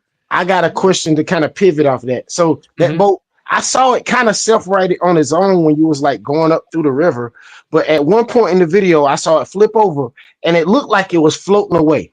Is that the point that you're talking about? And it floated away, it started floating away, and then the video cut and it started back driving it. That's what you're talking about? Yep. Dude, I saw that. I said, that thing looked like it's about to be gone. It almost was. And that's another thing is that a lot of jet boats have a self-righting technology to them. Even a lot of non-jet boats have self-righting technology to them, but this one didn't. And a lot of people were very upset that $700 there's no self-righting technology. That's very stupid. And I shrugged it off until it affected me personally. But it was all the way up to the bow of the boat or the front of the boat, and like an inch of it was sticking out of water, and I knew that if I didn't go get it, it was going to go under, and I would have to dive under and get it, and it was just going to be horrible. So I ended up just going into the water and getting it. But believe it or not, the entire hull soaked up with water. Not a single electronic got fried. Not a single battery was fried. I basically just the servo was fine. Shout out to EcoPower for the servo. The servo was fine. Yeah. It was perfect. I just drained the water out, let it sit for a couple minutes, threw another battery pack back in, and I was still running. So, yeah, aside for some very, very, very smelly clothes and having algae stuck in my shoes for an entire drive home, it was fun. Oh, wow. All right, we got one from JustBashinit in the chat. He said, what's your favorite scale of RC? The larger, the better. Either the larger, the better, or the smaller. So I would say 24th scale or 5th scale. There is something so fun with driving a very large scale vehicle that's very fast. And there's something very fun about driving a large scale vehicle that's also very slow. I don't know what it is, but the large scale stuff to me is super duper awesome just because it's more realistic. You know, with like a lot of the 10th scale crawlers, your weight distribution, your power to weight ratio is so skewed just because you can have a vehicle that weighs next to nothing with a battery that puts out a couple horsepower or a motor that puts out a couple horsepower. So it's really weird. But once you start getting into the bigger stuff, like the 38cc engine in this thing is very fast, but at the end, I mean, it's kind of realistic too. So that's the same thing with this. It's 8S, but when this is on the dunes and you watch videos side by side of this truck running and doing wheelies in the sand dunes versus an actual Funco doing wheelies in the sand dunes, they look identical. You can't tell a difference. So definitely the large scale stuff is very fun. The smaller scale stuff I love because I love trying to make cars as realistic as possible, or scale, I guess you could say. That's incredibly fun to do. And my favorite one is the FMS, or I guess this is a fair RC, but the LC80. Beautiful, beautiful, beautiful truck. A lot of nice scale parts to it. The small stuff is cool because you can put it in a backpack. You can put it in the passenger seat of your car. And you can just go someplace and drive it. There really is no limitation for where you can take it. The amount of times I've built my own crawler course in my living room to test out modifications I've done is so many times. And it's cool because, like, if you have a very thick comforter on your bed and you have like blankets underneath, you can just scrunch up the blankets and scrunch up the comforter, and you have like the best crawler course you have ever seen in your life for small scale stuff. Because it's got the perfect amount of peaks and valleys. It's awesome. It's awesome. Nice. Let me see. So it's on me right now. I see. Let me see. Okay. How well did you do racing your Louie Mini T at your local club? Horrible. And do you still race there? And is the Louie Mini T the only vehicle that you race at the local club? Yeah, I did horrible. It stunk. The people that ran it are very, very, very good people. And they're very dedicated to the sport. And they're one of the few people that actually put on a nice race in the winter time to give, you know, guys, obviously I'm in the Midwest, so when it's snowing out, you really have nothing else to really do. So it's nice to have that. But I got really impatient because I was there for like 10 hours and I raced twice, and I was only able to race twice. So in the time that I was there, I basically just started modifying it and trying to make things better. And basically everything I did to it, I made it worse, and I just did horrible. I did horrible. But the time before that, when I went up and I made the standalone video on it, I actually was doing very, very, very good. I was actually surprising myself, and I was surprising other people there because it was pretty much box stock, and I just made a few slight adjustments to it, and it was super duper fun.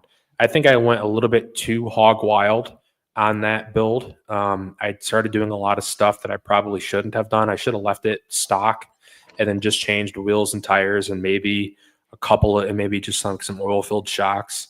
And I probably would have left it at that. But again, me being me, I tried to do slipper clutch. You know, I did a new motor mount. I did a brushless setup. I did way too much stuff to it. And ultimately it screwed me in the end. And again, I didn't do well. So unfortunately, that took a back burner, and I disassembled that, and then I put some stuff into my mini LMT. I put that motor in there, and then that started smoking one day. So then I put another motor in there. I broke that motor shaft. So all my brushless mini stuff has been taking a back seat recently. Gotcha. Who go is it? Linden. Okay, let's get this last one from the chat real quick. Dwayne said, how many sets of tires do you take when you run your infraction? I take 2 sets for my felony. And what tires do you use? I use the stock ones. I believe they are they're the D-boot Hoons, I think. Yeah, that's what at least that's what the tire says. I usually just take one. I take one, and the thing is with this, it's not a serious car, it's a basher. So I will literally run the tires until there's only plastic left. Just because with this truck, there is no maintenance to it. It's as long as you clean it, you're good. But the only real maintenance cost for this truck is the wheels and tires, just because the foams are already glued onto the outsides. So you have to buy a whole new wheel and tire every single time, unless it's changed in a couple of years that I've owned it. But I remember that was the only bad thing about it, was just that you can't buy just tires for it. You might be able to buy some rubber ones or some sorry, these are rubber, but some foam ones. But with this, how much power this has, you really don't want to use the foams. Okay. Yes, sir. Linden, got something for us? Yeah, I got something for him. All right. What are your top 3 RC brands?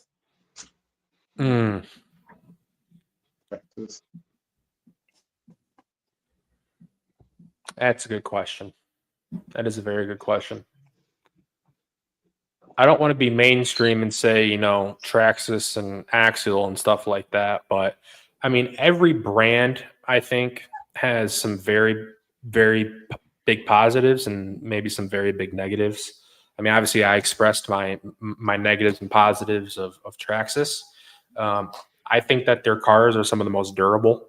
Honestly, that's subject to, you know, some negative opinions, but honestly, I owned 2 Traxxas cars when I was younger, and I beat them very, very bad. And the only time that I had to replace a lot of parts on a vehicle on my Traxxas Slash was when my mom ran it over with her car. So I think they're very durable. Man, Rolarlo's doing a lot of good work right now. I like that they're innovative, and they're one of the few companies, I think, that are actually listening to the community and what they want. Because a lot of times what I see happen is that a company will just put out stuff to put out stuff and to be new. so to speak. But Relarlo has been doing a lot of listening to the community. They want feedback. They're one of the very few people or companies that actually has a blog forum on their page. And, you know, that's pretty, what's a good word for it? That's pretty brave to do, is to have a blog forum where people can leave comments about products right on your page, right on the main page. And so, you know, Relarlo doing that it's pretty brave. So I like what they're doing. If anyone from Relarlo is here and listening, we need more large-scale vehicles. More large-scale vehicles, please. And honestly, that's to any RC company. More large-scale vehicles. But the trick is that you have to work out large-scale versus price, because obviously, as you can tell, large-scale, the higher the price, and this is a very good, you know, opinion of that. But even if you take the fifth scale up here, that's larger, or that's probably the largest scale that you can get right now in the market, besides, you know, like the Primal, and that is $900, $1,000, but then you still got to get like an engine and all that stuff with it. So it's hard to do, and I think that a lot of the Chinese manufacturers are really the only ones that are going to be able to do that right now, just because with them being, you know, in China themselves, they have the ability to have a lot of the assembly and the manufacturing all local, so it can keep the cost down. I mean, unfortunately, at this point, with current circumstances, the only thing that's really going to be hindering us is the whole tariff deal and everything. So if a lot of these tariffs, you know, some have already gone through, if more go through, that savings that we would have seen, you know, a year, 2, 3 years ago, is kind of out the window. But I do think that being able to have a lot of these overseas companies that are based in China make cars is help keep stuff cheaper. The only downside to that is that a lot of the part availability, if you break a lot of stuff, or if you break certain stuff, you know, you got to go right to the website of the manufacturer in order to buy these parts. You can't just walk into a hobby store. I can't tell you how many times I've been in the hobby store and somebody has bought an RC car from a Chinese manufacturer, and they come in and asking for parts. And the unfortunate part is that the hobby shop is like, we can't help you because these parts are, you know, direct source from manufacturer, and it's a lot of times it's specific to that vehicle. So I can't just go out and on the shelf and just grab you a new Traxxas drive shaft and pop that in. That's just not how that works. So I think that that's something that a lot of these overseas manufacturers will have to figure out as well. Is these are RC cars, especially the bashers, you're going to break stuff quite often. I don't want to break something on my car and then have the replacement part take 4 weeks to get here. I want to be able to drive it. And that's the beauty about Traxxas, Low C, Team Associated, Axial, all these companies, is that, hey, if I break this tomorrow, well, maybe not this specific truck because it's so brand new, but if I break my UDR tomorrow at the sand dunes, I can go to a local hobby shop and I can probably pick up a part for it. And I can have it fixed the same day, maybe within the same hour. But, you know, with a lot of these other cars, you break something, you know, nobody wants to wait 4 weeks for a part. They probably want to wait 4 hours for a part. So that's the hard part with these manufacturers, is just that a lot of them got positives, a lot of them got negatives, but overall, there really isn't one manufacturer that I think is doing a really bad job. I mean, sure, you could probably nitpick and you could probably find some that are doing a pretty poor job, but overall, each of them's got something different to offer. And that's good because I like a variety. I don't like a monopoly. Traxxas's crawlers, I don't think are great, but I like their other stuff. But now if you look at Axial and you look at some of their products that they offer, yeah, it's mostly crawlers, or it is all crawlers, but I really like them. But now if you look at like the new Helamon that came out, not really excited about it. So there really is no true king to this hobby, I think. I just love the fact that I can have Traxxas, Louie, Axial, Team Associated. I mean, I can have a whole Arma. I can have a whole slew of different brands, and it's just not a monopoly of parts. It's not just Traxxas up there. Right, gotcha.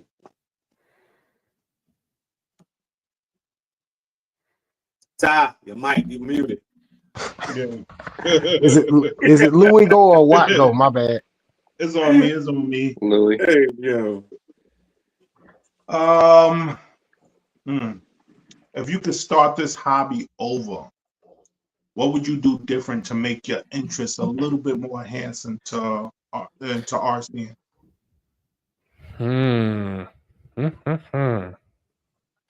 That's a very good question.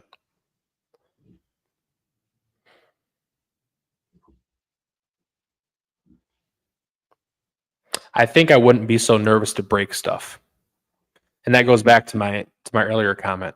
When I was younger, I was always nervous to break stuff because obviously, you know, I was a kid and I didn't have a driver's license. So if I broke something, you know, my dad would have to help me fix it, and then he would have to take me to the hobby store. But you know, obviously, it's different because it's I was just a child when I started the hobby, so circumstance wise, it's hard to really, you know, to say, you know, I wish I would have done it different because I was just a kid. I didn't really have any control over that, but I think I would have been not as scared to break stuff because, again, going back to it, that is probably about 50% or more of this hobby is breaking stuff. Absolutely. What? Yeah, I got one. What would you say is absolutely essential in this hobby? Whether it be a certain charger or a certain set of tools or maybe a soldering iron, what do you think is an essential? Space. Got to have space. Great answer. Sir. Great answer. Yes, sir. Wow, that was unique right there. Yeah. And I'm saying that because I just spent $400 on this desk right here for more space. And this is what caused me to get my hurt back, is because I was too prideful to have the gentleman who was walking by, who offered his help to load this into my cart. And I said, no, I got it. But I didn't realize that this is like 200 pounds. And yeah. But hey, sometimes we got to learn those lessons on our own. I know. I know. Yep. But pride is a job. Man. I was like, yeah, I'm young. I can still do it. Well, I was not expecting it to be 200 pounds. I thought it was going to be like 50 pounds minimum. That thing was so, I mean, it's 2 inches, 2 inches of solid wood for the tabletop itself. And then you got all the metal for the legs and everything. And I was like, okay, I should have read the box, but I didn't. Space. I mean, it's hard though, because I know a lot of people that are in this hobby that live in, you know, apartment complexes. They don't have the luxury of living in, you know, a house or having a basement. I mean, even I live in a house, but I don't even have a basement. And my only space that I can store stuff is what you see behind me. So, I mean, it's tough because I want to say that you need space, but sometimes you just don't have any. And you got to create space, but it's kind of a twofold answer, because you need space to work on stuff. You need space to store stuff, but you also need space to go and drive stuff too. And I'm kind of like on the edge of a city, kind of on the edge of not being in one. So I'm lucky enough to be able to have large parks like you guys were saying you have. But yeah, space is king. And then as I'm looking over there, I have my other workbench that is just scattered with tools. So yeah, I definitely need to work on keeping that clean. Organize is another one. Yes. Organizes too. All right. Back around to me. How did you make that ramp float when you were jumping the jet boat on that pond? I need to know. Inquiring minds want to know. Pool noodles. Okay. I thought that's what I saw on the front, but I wasn't sure. I said it may be something else underneath it. Nope. Pool noodles. I literally took a one singular pool noodle and I just cut a slit all the way across and I just put it around the edges of it and it floated like a champ. It was fantastic. It's still floating in there today. And I never took it out. And that's not my pond either. So I'm sure they're really happy. Yeah. I know that. I'm sure they're really happy about that one. I'm sure they threw it away, but yeah. Linden, you got one? Wow.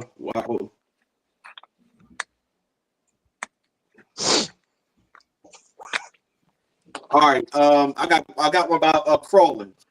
What do you like to do more of? Do you like crawler courses or just trail crawling? If there was more crawler courses around me, I would probably do more crawler courses. But the fact of the matter is that where I live, it's very flat and there is no rocks. It's just dirt. I don't live in a rocky part of the United States. I'm really jealous because there's internet friends that have very nice natural rock formations where they live. I don't have that. And like the closest natural rock, it's actually closer to travel to a completely other state that has rock formations naturally than it is to drive where I'm at within my own state that has natural rock formations. It's weird how that works, but but that's one thing that I really want to do this summer is to either travel somewhere or to, use my resources and try and find something at least closer to me. I don't think there is. I've already expensed a lot of my resources that I have in order to try and find something.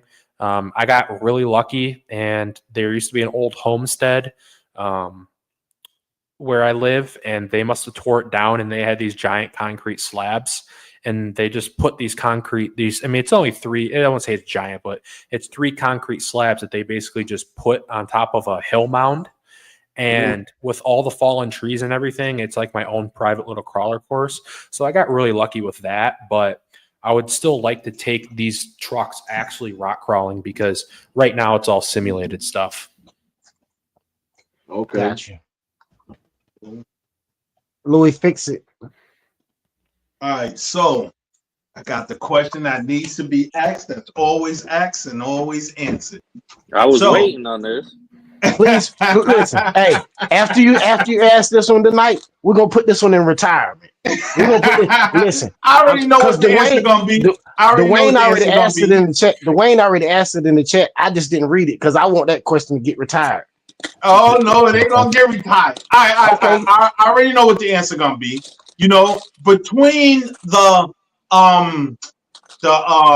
felony and the infraction, you already went with the infraction. I believe they're the same. I think the infraction, or my belief, I don't have it, but I think the infraction, between the infraction and the felony, I think the infraction is better because it got that handbrake, right? So to go further, Linden won it with the infraction and the felony, between those two, the speed runs. So from the fire team and the what is the other one? Jeez Louise.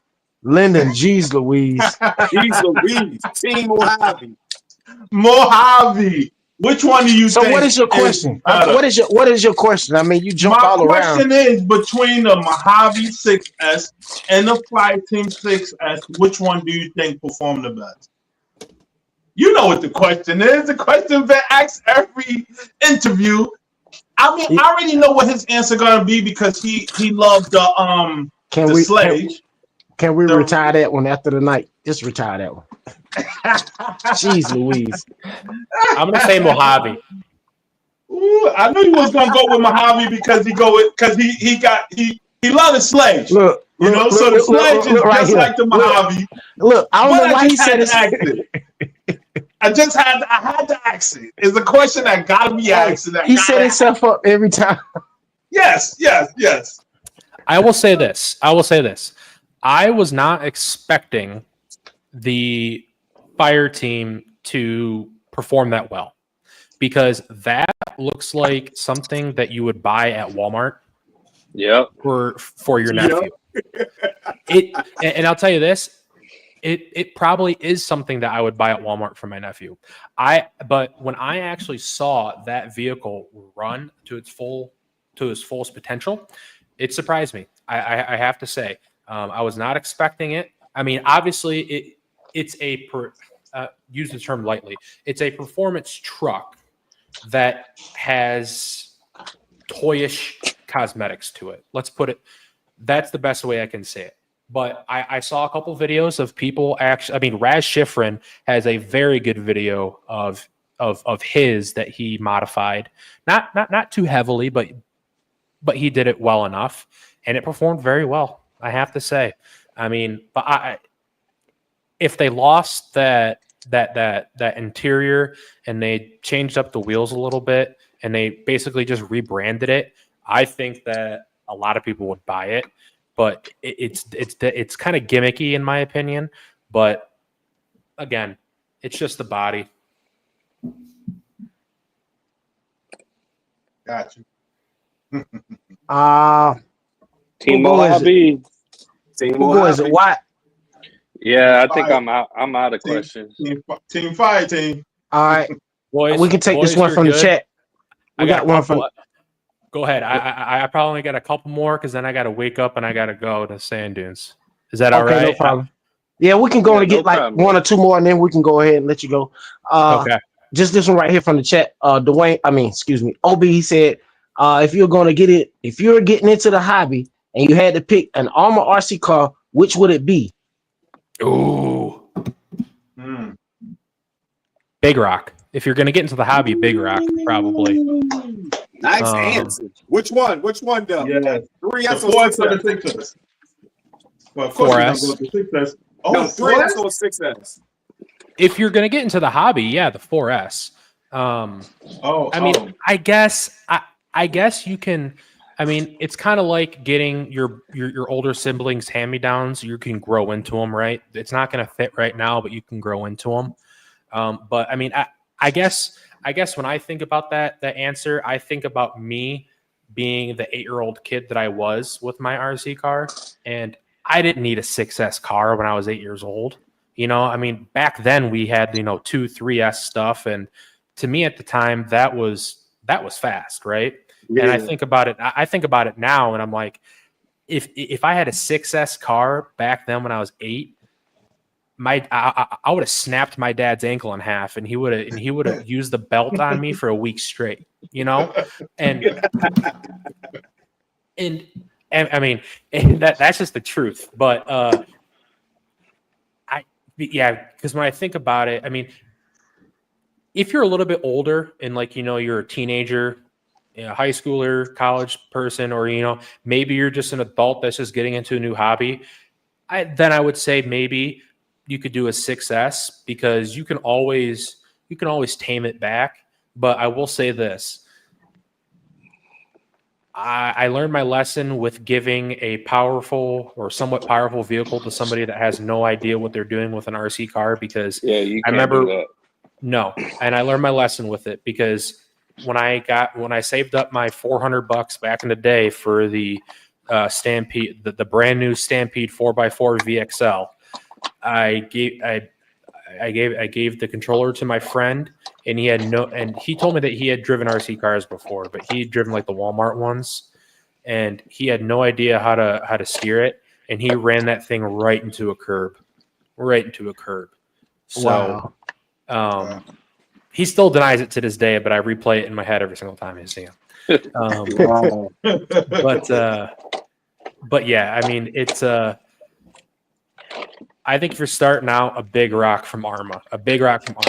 But if you were to ask me a generalized question of just a car in general, I'm going to say Traxxas Slash.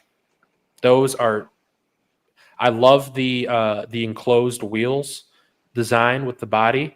It makes it 10 times more durable than it was if it was open wheeled. I think that they came out with the VXL 2S 4x4. I think that's the latest one, or is it a VXL 2 or 3S? I don't know. I don't keep up with that stuff anymore, but basically my first nice car besides the Stampede was a two-wheel drive Slash, and I love that thing. I loved it. Awesome. All right. Well, I got 2 questions for you, and we'll let you go. Go ahead. First question is, when will you get back on the 4-wheeler project? I know I saw your comment today on that, and I'm looking at Louie's, and is that the same one that I have? Nah, this is the let me bring it up. This is the Vortex. Vortex. Oh, this is the Vortex with a 4-wheeler body with the low C guy on it. Got it.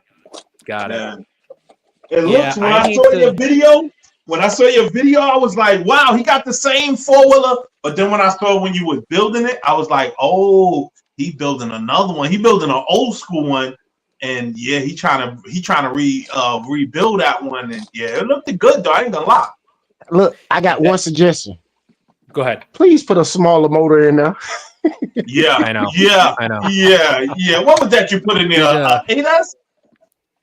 That was my Sidewinder, because once I broke the Snowmobile, I had the Sidewinder sitting around, and then I was like, oh hey, and randomly I went over to my cabinet, I grabbed the Sidewinder and I put it in, and I was like, hey, this fits.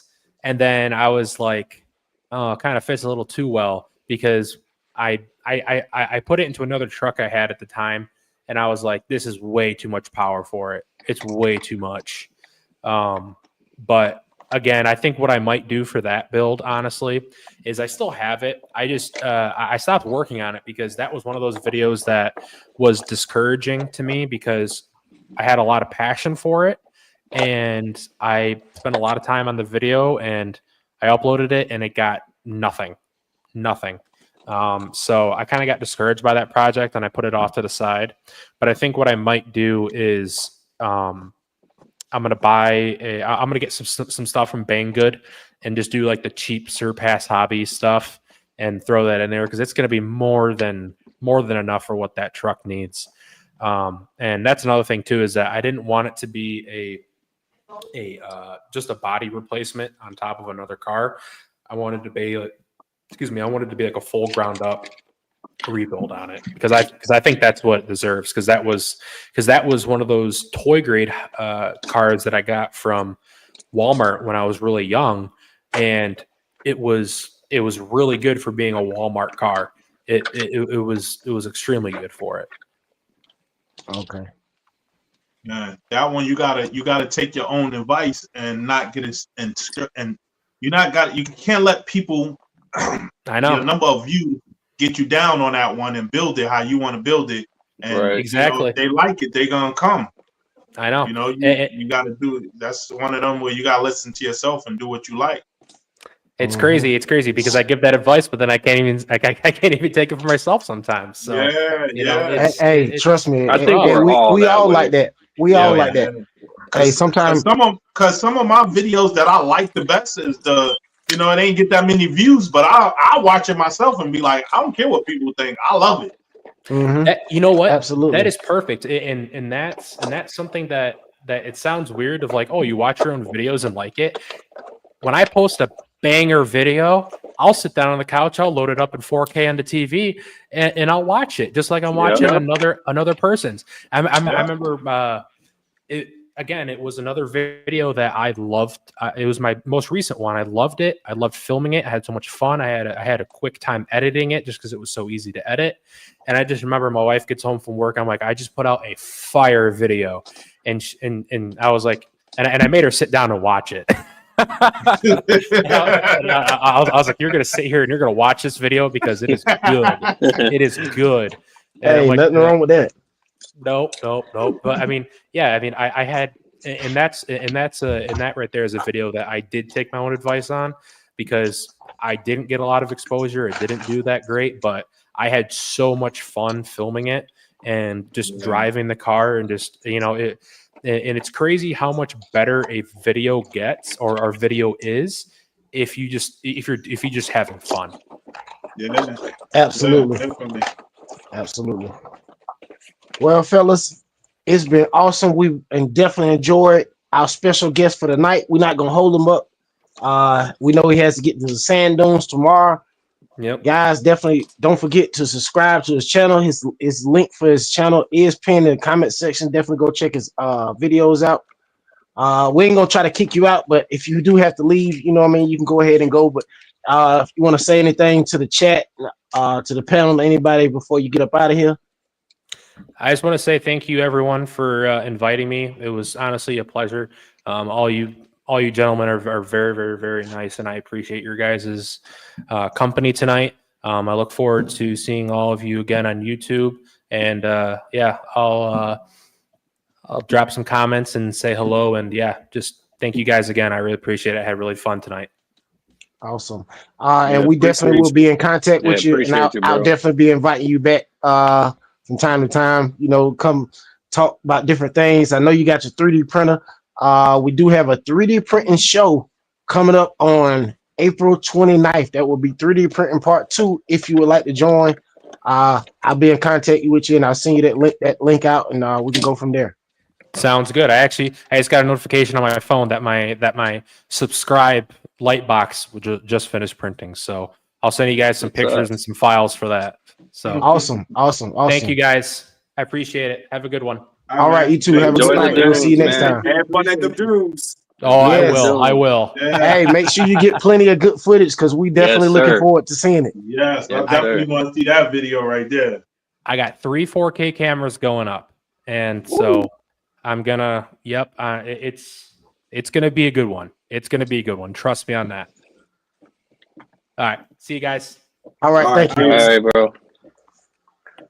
All right, we got a question in the chat from Obi. Obi said, "What's a good battery pack to run in the Armor Big Rock?" Thank you, fellas. I just ordered one. Let me know, please. What, Big Rock? What are you talking about? 3S? Armor Big Rock. Which one you got? The 3S or the 6S? Yeah, the 3S or the 6S. Regardless of the 3S or the 6S, I think the CNHR. Did I say that right? No. CNHL. I mess everything up. I don't care. I like these Ovonics. These are good packs right here. He got the 2 to 3S. Yeah, you can get 2 of these for like, I think $50. They're 6,500, so they last a while. I'm not sure with that new 223S ESC, but I know on my Hobby Wing Max 10 they run for like 20-30 minutes sometimes. Yeah. Or get some Power Hobby. Power Hobbies are good too. I got a set of those. Power Hobbies is good. Yes, sir. What'd you say that was? A what? Ovonic 3S what? 6,500 milliamp. It's a 120C pack.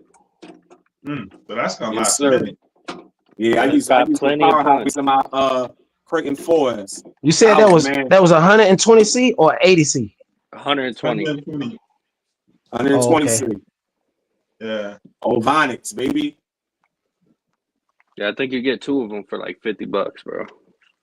That ain't bad. Awesome interview, guys. Chat, thank y'all. We appreciate it. Yes, chat. Shout out to y'all, man. Yes, sir. Yeah. Hey, if y'all not subscribed to the newest member of the team, man, definitely subscribe to Watt, man. Yes, sir. Newest member of the team, Watt. Yes, sir. Appreciate you. We're trying to get him to that hundo. That's the link for them batteries right there in the chat. OB, buy through those links. It helps me out, my guy. Let me see. Let me get Watt link in the chat real quick. Oh, matter of fact, before we do this, matter of fact, I'm gonna get Watt link in the chat, and y'all know what time it is. Pilot Ryan on before he get too comfortable, because you know he'll get off on us. So we gotta go raid him real quick. Let me get Watt link in the chat before we go over there.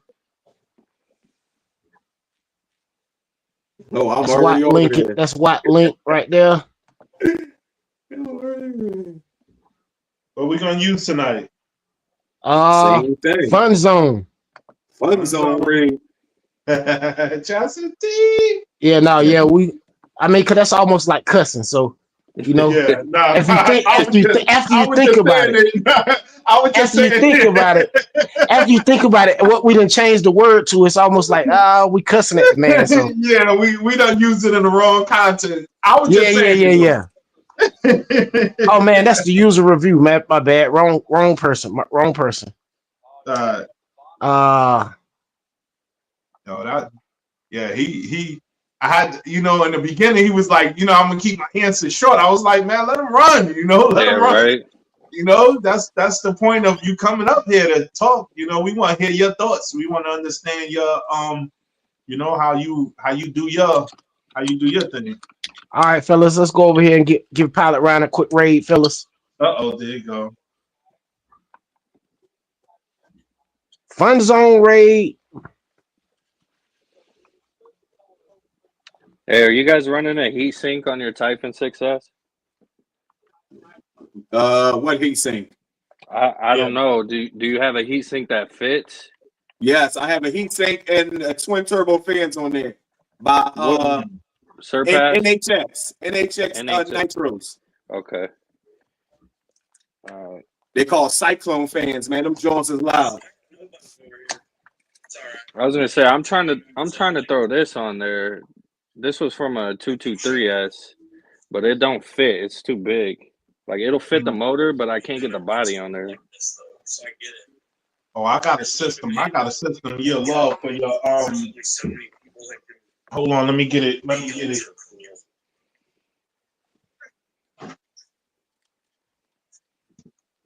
I don't know how the fans will work on your Typhon 6S. Let me see if I got. There we go. I got the DKKY.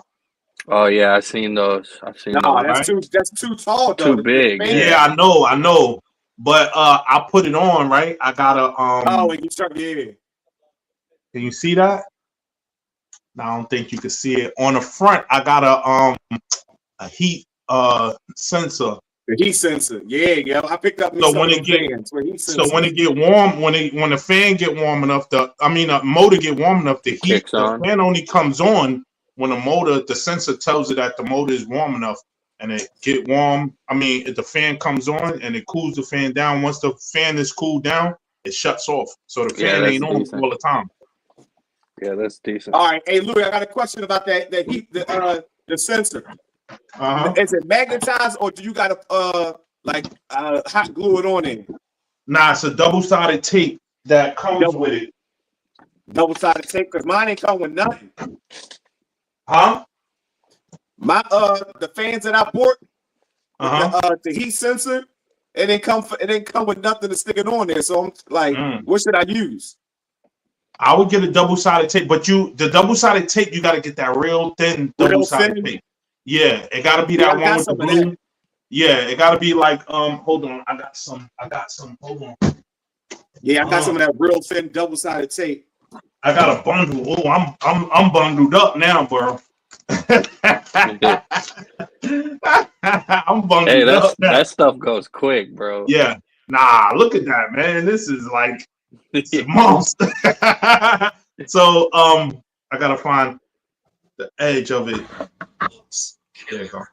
So it's like this. And we're taking them out on Saturday. So I'll be filming. So you use that double-sided tape. You get a little piece and you put it on.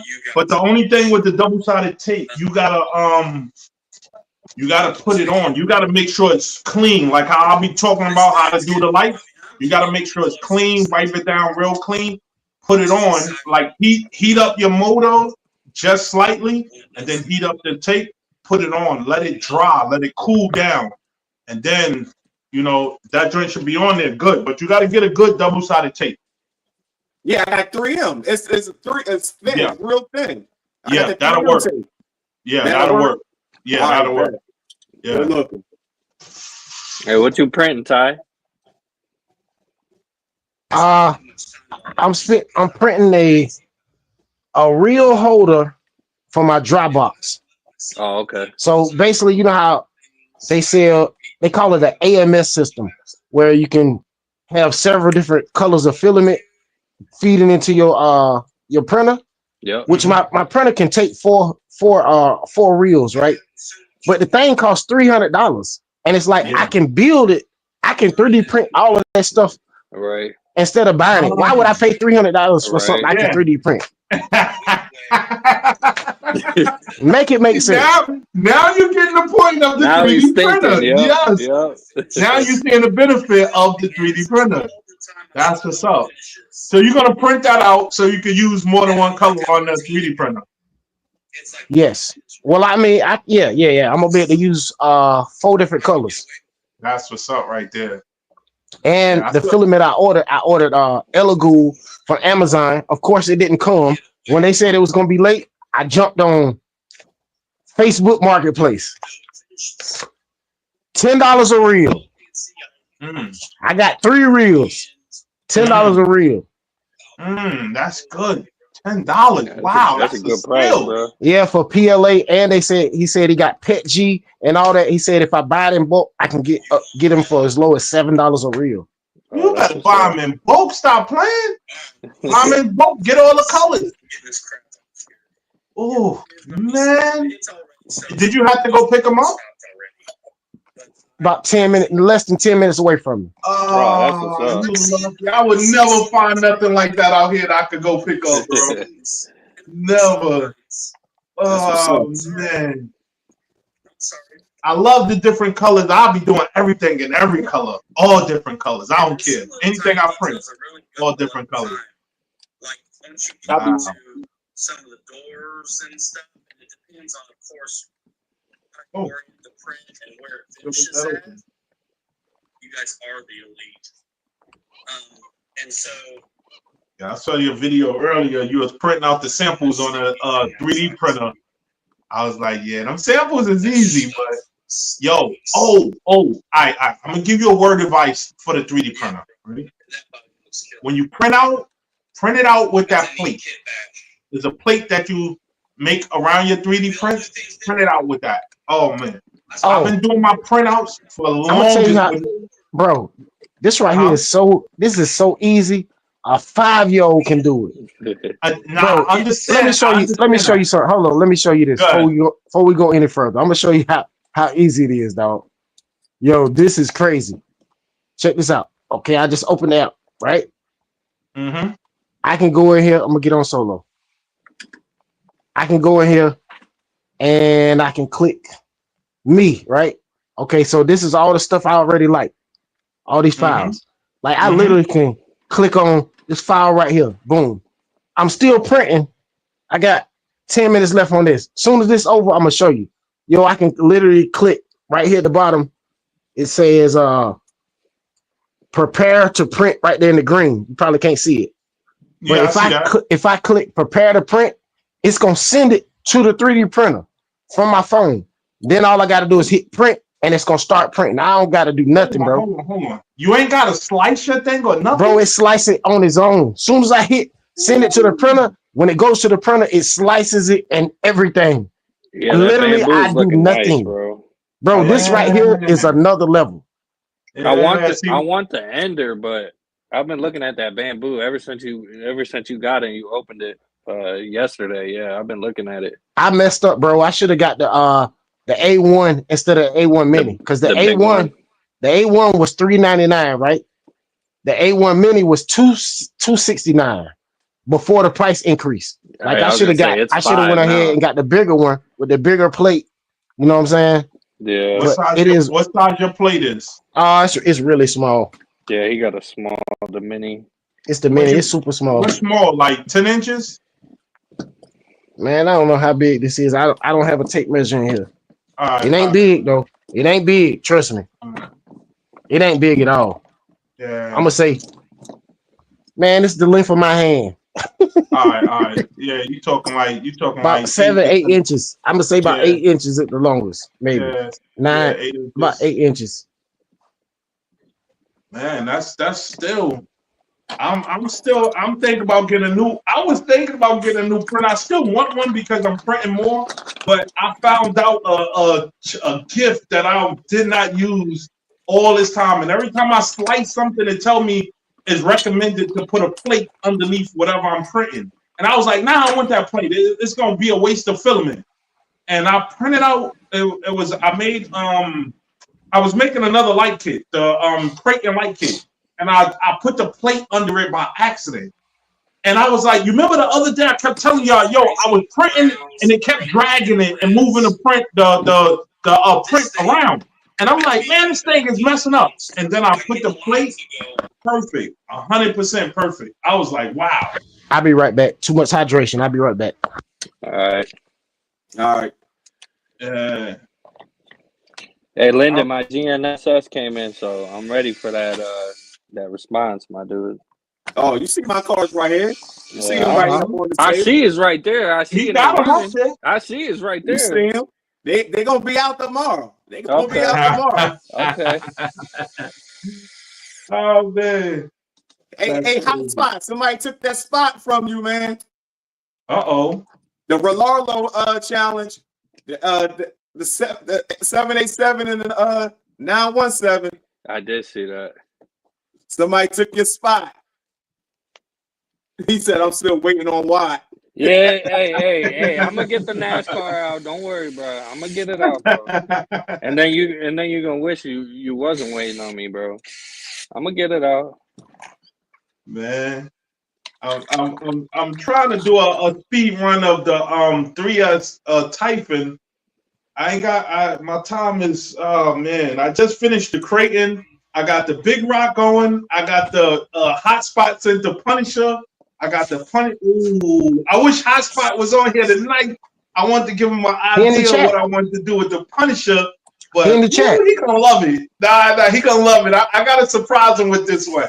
I was gonna ask for his opinion. I might ask for his opinion for the color. All right, Hotspot, you in the chat. For the color of your headlights, what you prefer? The black or red? Because the body is red and black. Black, red, or gray. What you want of the cover of your headlights? Yeah, I gotta surprise him with that. I'm gonna do it and I'm gonna send it to him on Instagram to show him what it looked like, you know, to see if he likes it or not. He said red? Red. I got you. No, OB. Nah, keep the Big Rock. Yep, keep it, bro. Stick with that Big Rock, OB. What he say? He said he about to cancel the Big Rock and get the Typhon, the 1.8 Typhon 2 to 3S. No, stick with that Big Rock. Keep the Big Rock, bro. It's more versatile, bro. You can take it more places. Exactly. Yeah, you're gonna get more out of that Big Rock. Backflips. Man, my son was out there killing me with his Big Rock. Yeah, I seen that short. slash my Big Rock. What's say slash your Big Rock, Linden? Linden said slash my Big Rock. Hey, don't try to take that man car, Linden. Yeah, that's crazy, bro. That's crazy. Man. Yo, I love that car. That Big Rock is crazy, man. Yeah. What you was running, Linden? I had my Creighton 4S. So the Big Rock 3S? Yeah, I couldn't keep it down. Oh yeah. You didn't see my video? Yeah. When I took off, it went straight up in the air. And my son with his Big Rock was gone. Yeah, gone. Yeah. It gets up and goes too. If you saw the video that I put up a while ago, it was the Big Rock 6S versus the Creighton 6S. I was like, yo, the performance, not the performance, the power of them kind of level out. But the performance, the reason why the Creighton was better than the Big Rock, I mean not the Creighton, sorry. The reason why the Big Rock was better than the Creighton was that the Creighton stayed level. And the Big Rock, when you take off, it always picking up. You got to take off on real slow and then give it power. And sometimes I don't like that, but you got to do it in order for it to stay on the ground. Yeah. And that was a big thing that I was like, yo, that's why the Big Rock beat the Creighton, because the big rock is level. It don't pick up when you take off. It just dives. It goes straight level. And the big rock, I mean, the Creighton always pick up. It always pick up. These new V6s for sure too. Like the firmware update on the ESC, like they're picking up just like a Notorious would, to be honest. And if you lift the shocks up to pick the big rock, I mean the Creighton up just a little bit more, when you go to make a turn, it's gonna roll. Every time it's gonna roll. So you gotta lower the Creighton down. It's a low chassis body. So you gotta lower the Creighton down so it can get that full advantage of taking hard turns and stuff like that. And yeah, I was like, threw man, the Badlands on this boy. Woo! Yeah. Badlands. What's that? Let's go. What you got there? It's Typhon 6S. Typhon 6. Why? No, what you mean 6S? It got the plastic. Oh no, you right. Yeah. I saw the plastic around it.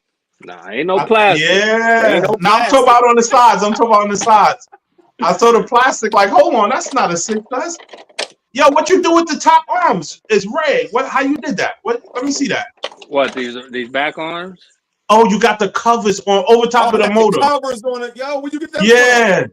These Garage Life RC, bro, and then the shock tower, same thing. Garage Life RC. The shock tower, that's what I'm talking about. Yeah, these are I think $15. You get front and rear, so it'll save your shock tower from getting all that's up. nice. And then I got the mud guards, like mud guards in the back. I think these were $10. Yeah, I got the mud guards. But I took them off the TL level right there. Yeah, that's like that look like the ones that's on a big rock. Yeah, I got some mud guards on my big rock and my Creighton now too. It just keeps my rigs cleaner. I like having clean rigs, so. Oh, Hotspot is one of my subscribers. His name is Melvin Vega. He down in Puerto Rico. Oh yeah, I seen that. You seen it? The shock tower covers. How do it install? Do you screw it into behind the shock? Nah, they just pop on, but they're super tight. So once you get them on, like they shouldn't come off. All right, I got you. Hey, J-Man, I didn't finish printing out that copter. I'm printing out something else. I ran out of filament last night, so I didn't get a chance to finish it. That was the sample filament. You've been printing ever since, huh? No, I went and got some filament today. That's the only time you stopped, huh? Yeah, because I ran out last night. Yeah, I tuned in for a little bit last night. Yeah, I watched it for a little bit too. Yeah. Yeah, that sample is only to make the samples. That's it. After I was like, yeah. Is this the same time I do? Yeah, right. Yo, what you went on after what is JustBashinit? JustBashinit. Yo, the JustBashinit, y'all fell asleep like 7 o'clock last night. I was tired. Did JustBashinit do the Dougie? No. He said tune in next week, bro. He said tune in next week. He got to. I saw him throw a video up on Instagram of somebody doing the Dougie. I was like, that was Linden doing the Dougie. That was me. I sent it to him. I was like, hey, you go JustBashinit. Give you some lessons. Oh man. Hey, look. Hotspot said, what was his speed? Man, he had triple digits, Hotspot. My man took that #1 spot with triple digits, 112. Oh. He did 112. With this? With the Relaro? Yes, the AK. The AK. I think the 917 or 3S. Yeah. It's a speed challenge out there for the 917 and the one I got. That they doing the 787. Yeah, they doing 100. It's a speed challenge 100 and better for those ones. Yeah, Hotspot on a single motor. Yeah. Hey, Dwayne, that 8S is a beast, though, bro. Definitely is better than a 4S in my opinion, but I mean, parts obviously cost more. It's obviously heavier, but the 8S really takes it. I bashed mine like crazy, and I haven't really broke that much on it besides like bumper mounts. I broke one shock. The 8S what? Outcast.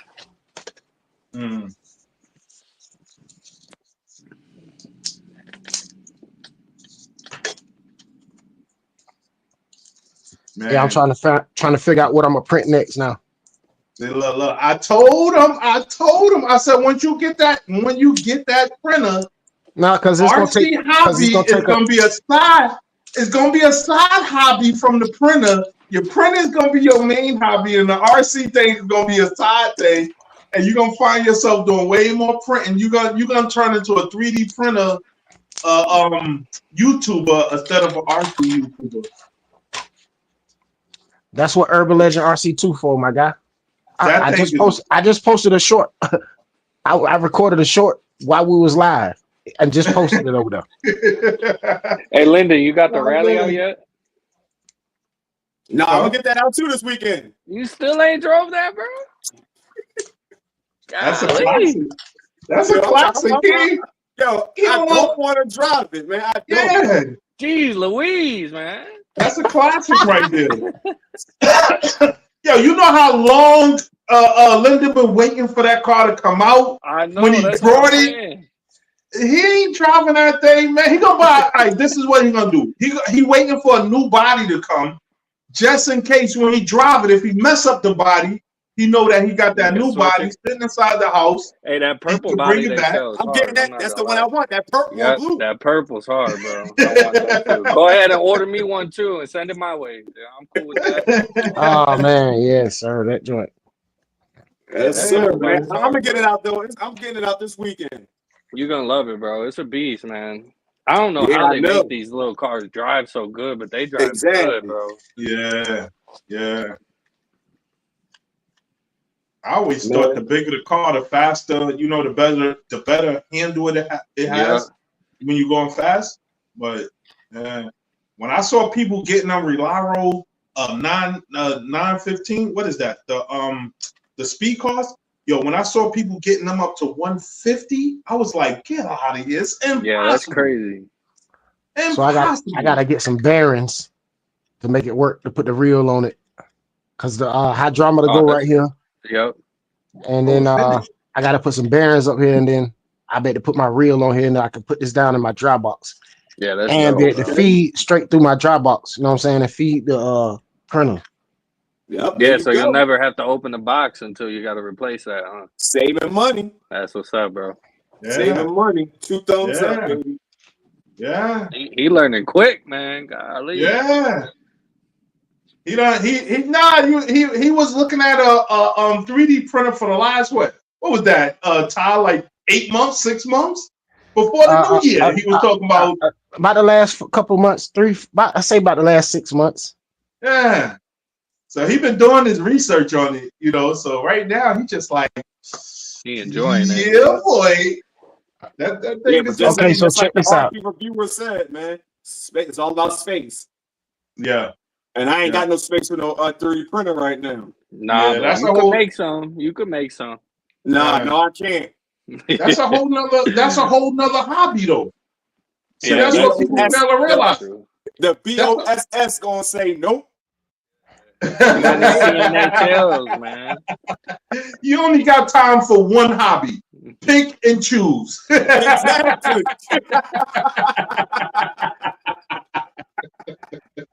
Yeah, where the players gonna go, Linden? Come on now.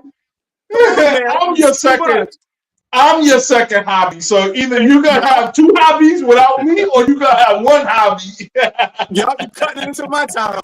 Yeah,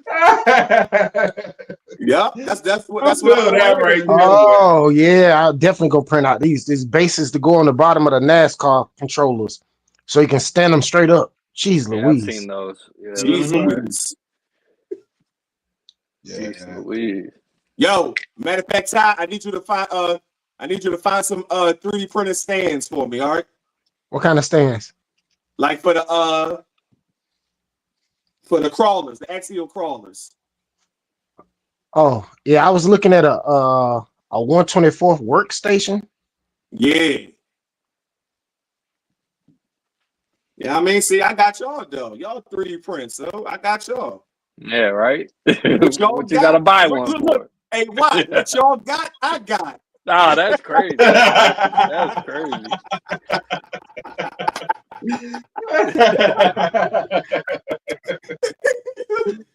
You got it. I got it. We got it.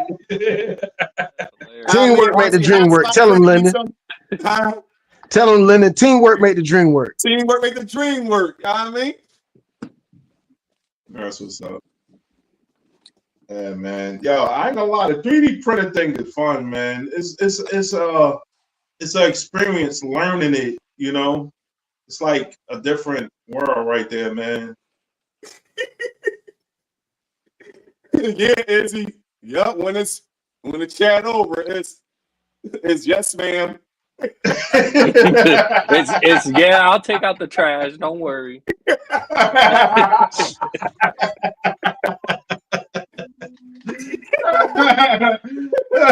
Hour and 3 minutes, bro.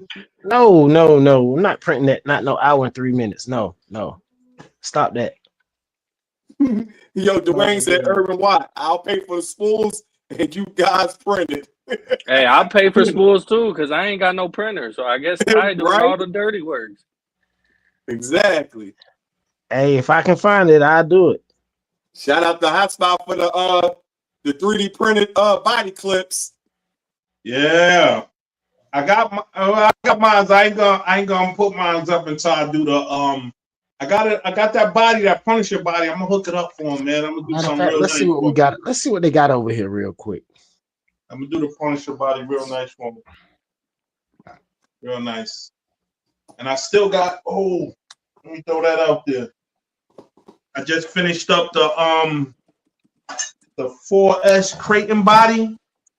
Yes, sir. With the full light kit. I only gonna show y'all the body tonight. I ain't gonna give y'all a peek of the light kit. You gotta go to my channel, watch the video, and see what the light kit look like. And it's a free. I'm gonna give you the all-inclusive everything that you could get with the light kit. It comes with the body. Just gotta follow. You just gotta follow the trail to win it. So so when it go on sale, that's all I need to know. No, it ain't no sale. No, I'm saying when it going up for sale. What the body? Going up on your YouTube. Oh, the YouTube is 2 parts to the video. So I'm gonna drop the first half tomorrow morning, and then the next half is gonna be probably Saturday or Sunday. And then so when they gonna be in the store, in your YouTube, your eBay store. Oh, it's gonna be in the eBay store when I drop the first video tomorrow. I gotta drop it in the eBay store before I drop the video because I gotta put the link in it. And everything, both videos is tied into one eBay. Everything is one eBay. So the eBay is gonna be different options. You can get all of the options of the lights how you want to buy it. But the giveaway is gonna be from the second video after the second video because I gotta drop both videos. You know what I'm saying? After the second video, then the video will tell you where to go to. The video will tell you everything. You know, I don't want to get everything up here, and I ain't dropped the video yet. So you gotta go there and watch both of the videos, and the videos will tell you how to, how it's a chance for you to win. All right, bet. You know. I guess I'll be buying them tomorrow.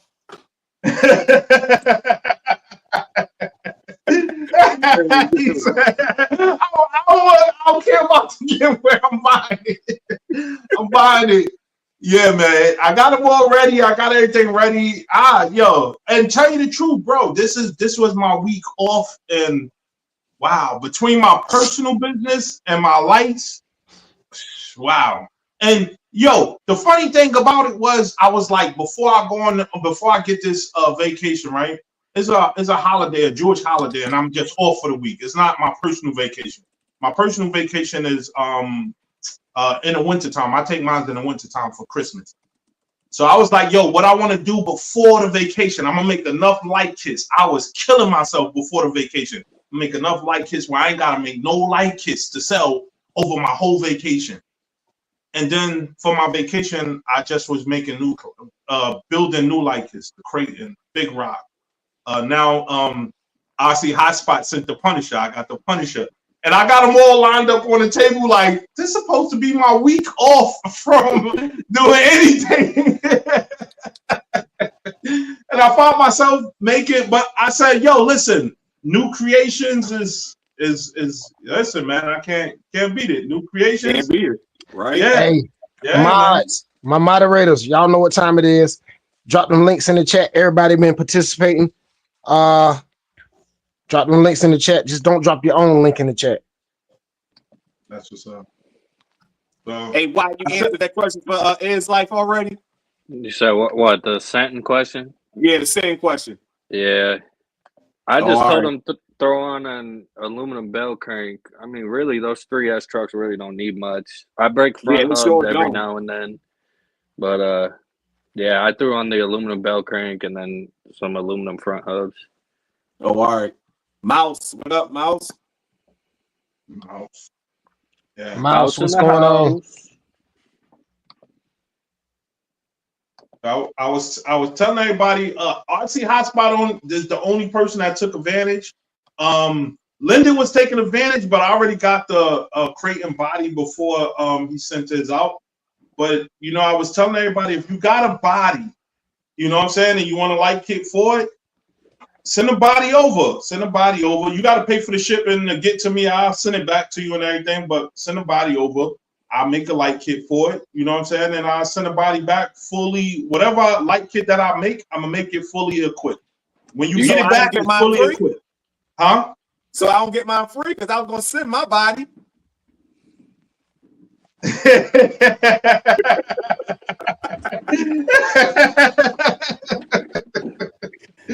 Hey, if you can make me a light kit for this, make me a light kit for this. Nah, man. I didn't do a boat before. I don't know what ideas I would have for a boat. You would have to probably figure out a way to mount something because there ain't really nowhere to mount it to. I don't even know where they will put lights on the boat. You know, when I do light kits, I imagine what they're gonna do with the car, how they would do the lights with the car. But you got the 3S Big Rock? The 3S, no. I got the 6S Big Rock. That's what I'm doing lights for now. Okay. So if you got a car and you want it, nah, don't worry about it, Linden. I got you. You is right with that one. I got you with the light kit for the Fords. Definitely, you is right with that one. Pay for it, man. But the one that I got, the body that I got, I'm gonna do that one as a giveaway to people that it's gonna be a giveaway for supporters. It's not a free giveaway for just anybody that's just gonna come and be like, yo, I'm just here for the giveaway. It's for a supporter thing, you know. But if you got a body and you want a light kit for it, and I ain't make a light kit for it yet, you know, you can send me the body. I'll put a light kit on it, and when I put a light kit on it, I'm doing a whole full light kit. Whatever I could do for it, I'm gonna do the full light kit, underglow, everything to go with it. You know, the full light kit. I'm gonna give you that full finish Louie fix it look. You know what I'm saying? Other than like this one right here is everything that comes with it, and it got the underglow. You got the headlights. You got the front grill light. You got the back tail light. So if you was to buy this one from me, you will have like your wires inside will be man, that's 1, 2, 3, 4. That's 5 wires inside that you will have to get inside there to bundle up with connectors to run it out from the body. But for what I did was I just said, yo, listen, I'm going to take all the wires. I'm going to solder, because this is a giveaway. So I'm going to solder all the wires down together to make it nice and clean for whoever get the body. And they ain't got to worry about it. They getting that full Louie. You're getting the full benefit of winning this body. You know, you're going to get the full entire light kit. You're going to get that full finished Louie fix it, clean look inside of it, with the mag connector and everything. You know what I'm saying? You're gonna get the full load of it. But yeah, hold on. Hey Rex, man, sorry to hear that, man. Yeah, bro. I don't know what's going on, but hopefully you can push through it. What I miss? Pilot Ryan, what's going on? Coffee cup. What's up, Pilot Ryan? How you like that raid? Fred. Pilot Ryan. Wow, man. I don't really want to read that, man. Yeah, I don't know, bro.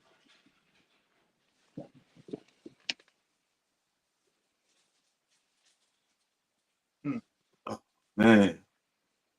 So, you know, what I'm trying to do with the light kits, instead of just giving light kits away to people that, you know, it's a new light kit. A lot of people probably don't understand how to install it.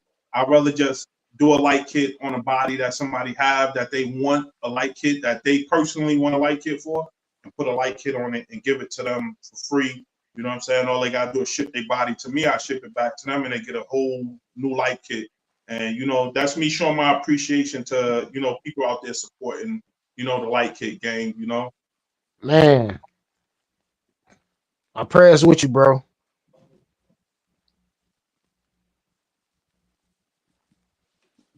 Damn, man. Sorry for the hear that, bro. That's crazy. Definitely sorry to hear that, man. That.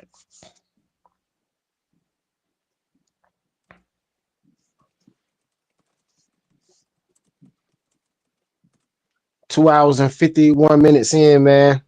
We're gonna be ending it at the 3-hour mark. We definitely appreciate you guys for tuning in. Moderators, y'all can drop them links. Don't forget, drop them links for everybody out there, man. Spread some love, fellas.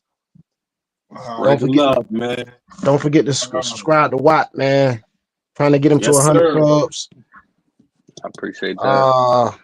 Kelly Klein is not in here, but we're gonna give him some love anyway. If y'all haven't watched that video of that that bug, man, I'm telling you. Oh yeah, I seen that video when they went crawling. No, the video he posted when he showed his the bug truck body. He posted it 4 days ago. The black and white one. Oh, the black and white one. No, I ain't seen that one. I gotta go back and well, watch it's black with white walls and red rims. I'm gonna drop the link in the chat right now. I didn't see that. I don't know. I gotta go, man. I done watch so much stuff. I'll go back and watch it if I did. Yeah, I'm gonna drop it in the chat. Y'all definitely go check that out. Shout out to everybody out there. Yeah, shout out. You guys are awesome. Definitely appreciate you guys coming hanging out, man. Definitely come hang out anytime, man. 29:57 likes. Pilot Ryan said they're going out Saturday to film it for real. It hasn't got dirty yet. Nice.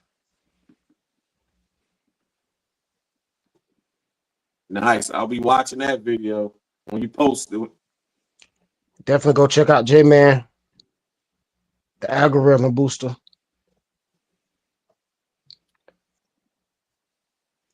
Yeah, I was just talking to J-Man earlier.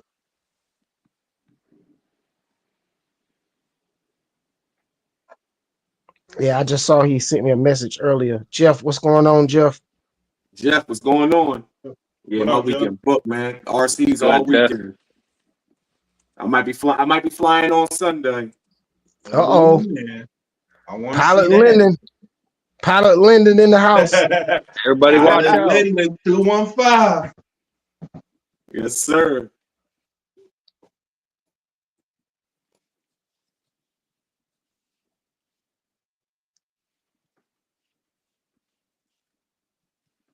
I don't know what I'm on this weekend. I definitely want to run something though. Man, my weekend is already man. When I run, I try to run on the either early morning weekends. But yeah, my weekend already planned. My wife already planned my whole weekend out, so I'm just like, I'm going with the flow. I don't fight it no more. You can't. Ain't no reason to. You're not gonna win. RC Player got a couple of cars for sale too. RC Player got I want to say a Traxxas Max, a DB Pro, a Big Rock, and some other kind of armor. I think it's 2 or 3 armors.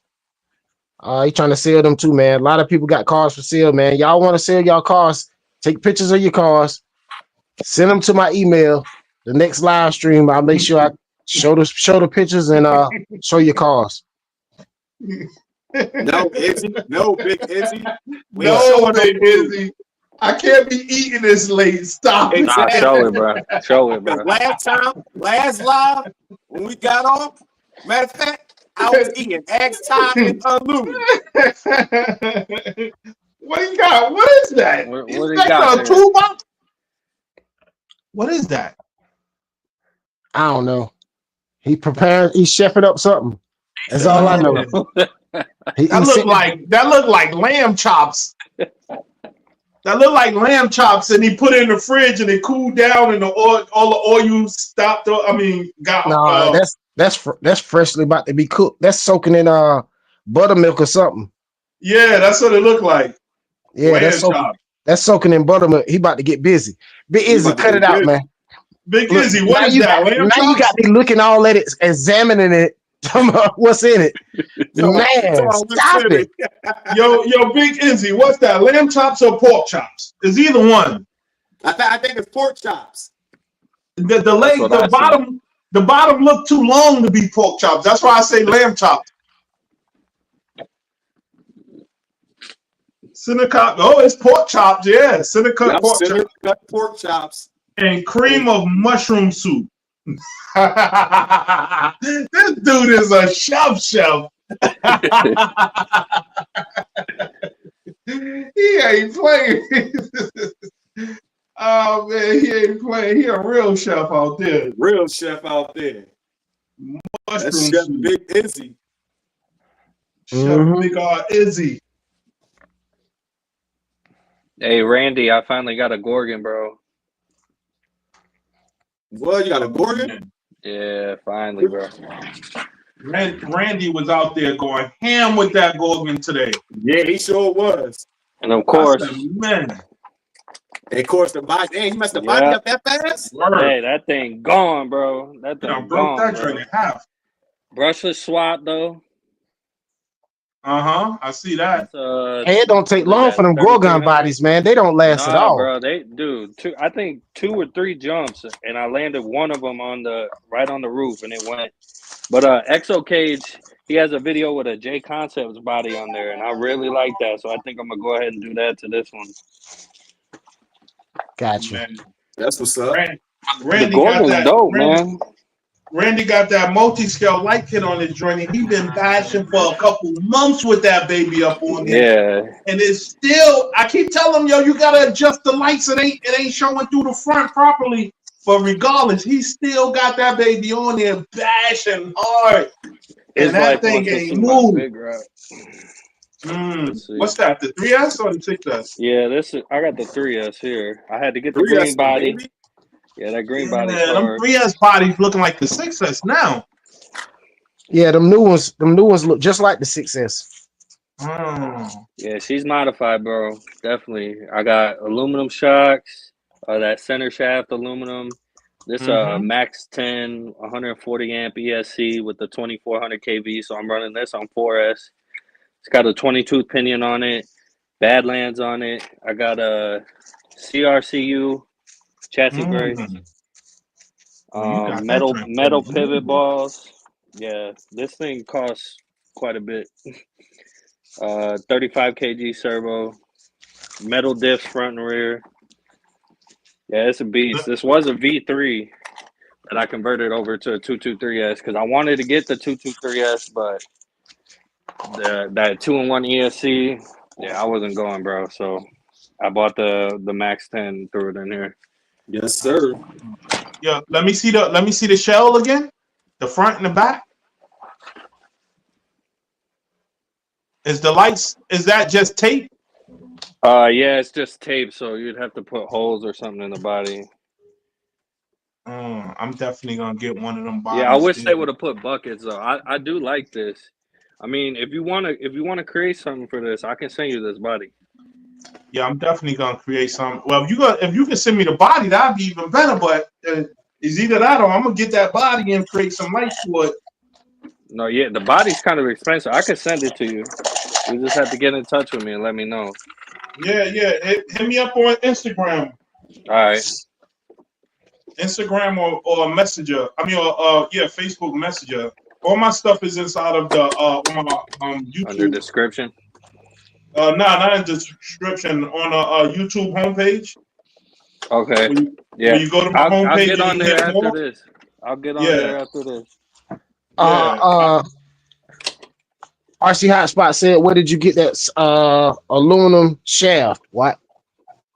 That center shaft is off Amazon. I think it's like $15, bro. That's the two set where it goes in the middle, or that's the it's got one? Yeah, it's got two. It's like two pieces to it with a string in the middle. All right. I thought that was the other one. That's aluminum. What, the center shaft? Yeah. That's it the don't one. wobble. No, it don't wobble. There's supposed to be a bearing there, but the bearing that came off the V3 for the shaft, it don't fit.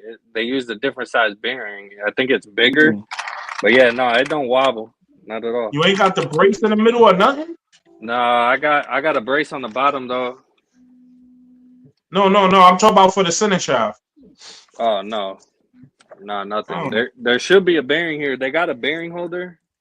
Yeah. In there. I don't know if you can see that.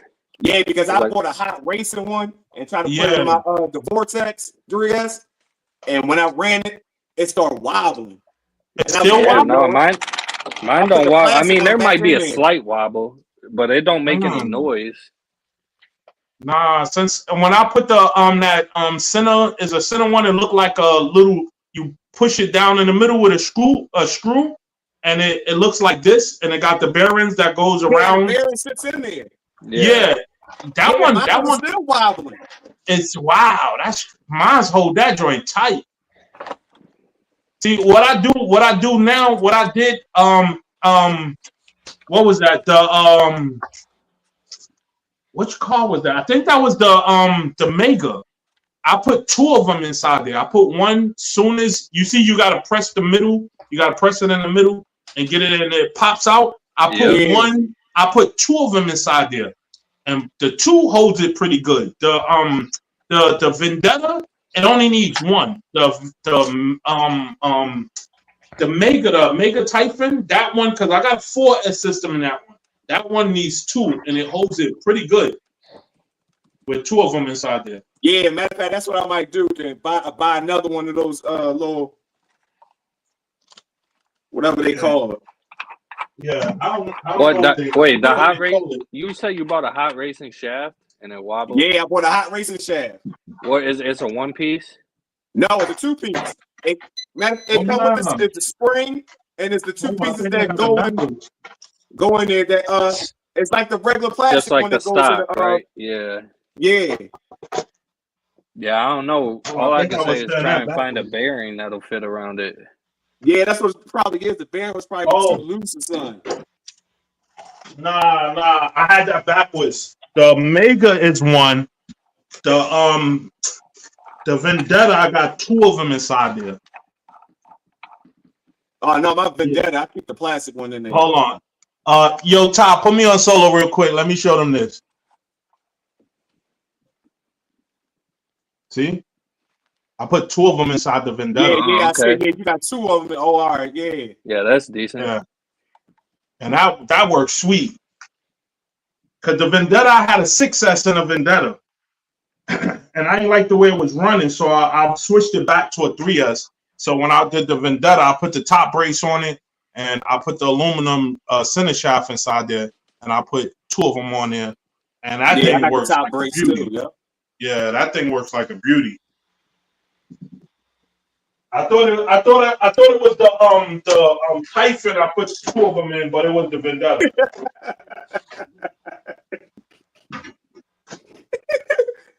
Pilot Ryan said, "A toilet roll holder, telescopic drop there." That's exactly what it is, too, bro. That is crazy. Hold on. Give me a second. I'll be right back. OB, you made a good choice, bro. Don't sweat it, bro. As soon as you get that big rock and you charge them packs up, you're going to be like, wow, bro. Yep. Let's go, OB. It's a beast, OB man. said he done sitting on the fence. About time, bro. You're going to enjoy it. Trust me, you're going to enjoy it. Yeah, for sure, man. You can't go wrong with a lot of these trucks. They're all pretty durable. Yes, sir. Nowadays they're all super fast. Like basically, what body style do you want? Mm-hmm. What you printing now, Ty? Some cable spring, some cable spring holders. Basically a little spring to fit over this these wires and stuff. Yeah. I put one right here. I already printed out one. It's one right here. You probably can't see. Oh yeah, I see it. Where are you getting the Matter of files fact, from? hold on. This is what it's gonna look like. Bamboo Labs got an app. Oh, okay. I was gonna say I You know a basically lot go of up there. people You use. basically go in there and just pick what you want and send it to the printer, and it basically just start printing it. I was Oh, gonna that's say what's up. a lot of people use Thingiverse. Yeah, it's got like you can get stuff from what is it, Maker World, Maker or something, Yeah, I think I've heard of that too. Maker Lab or something. You said Maker Lab or something.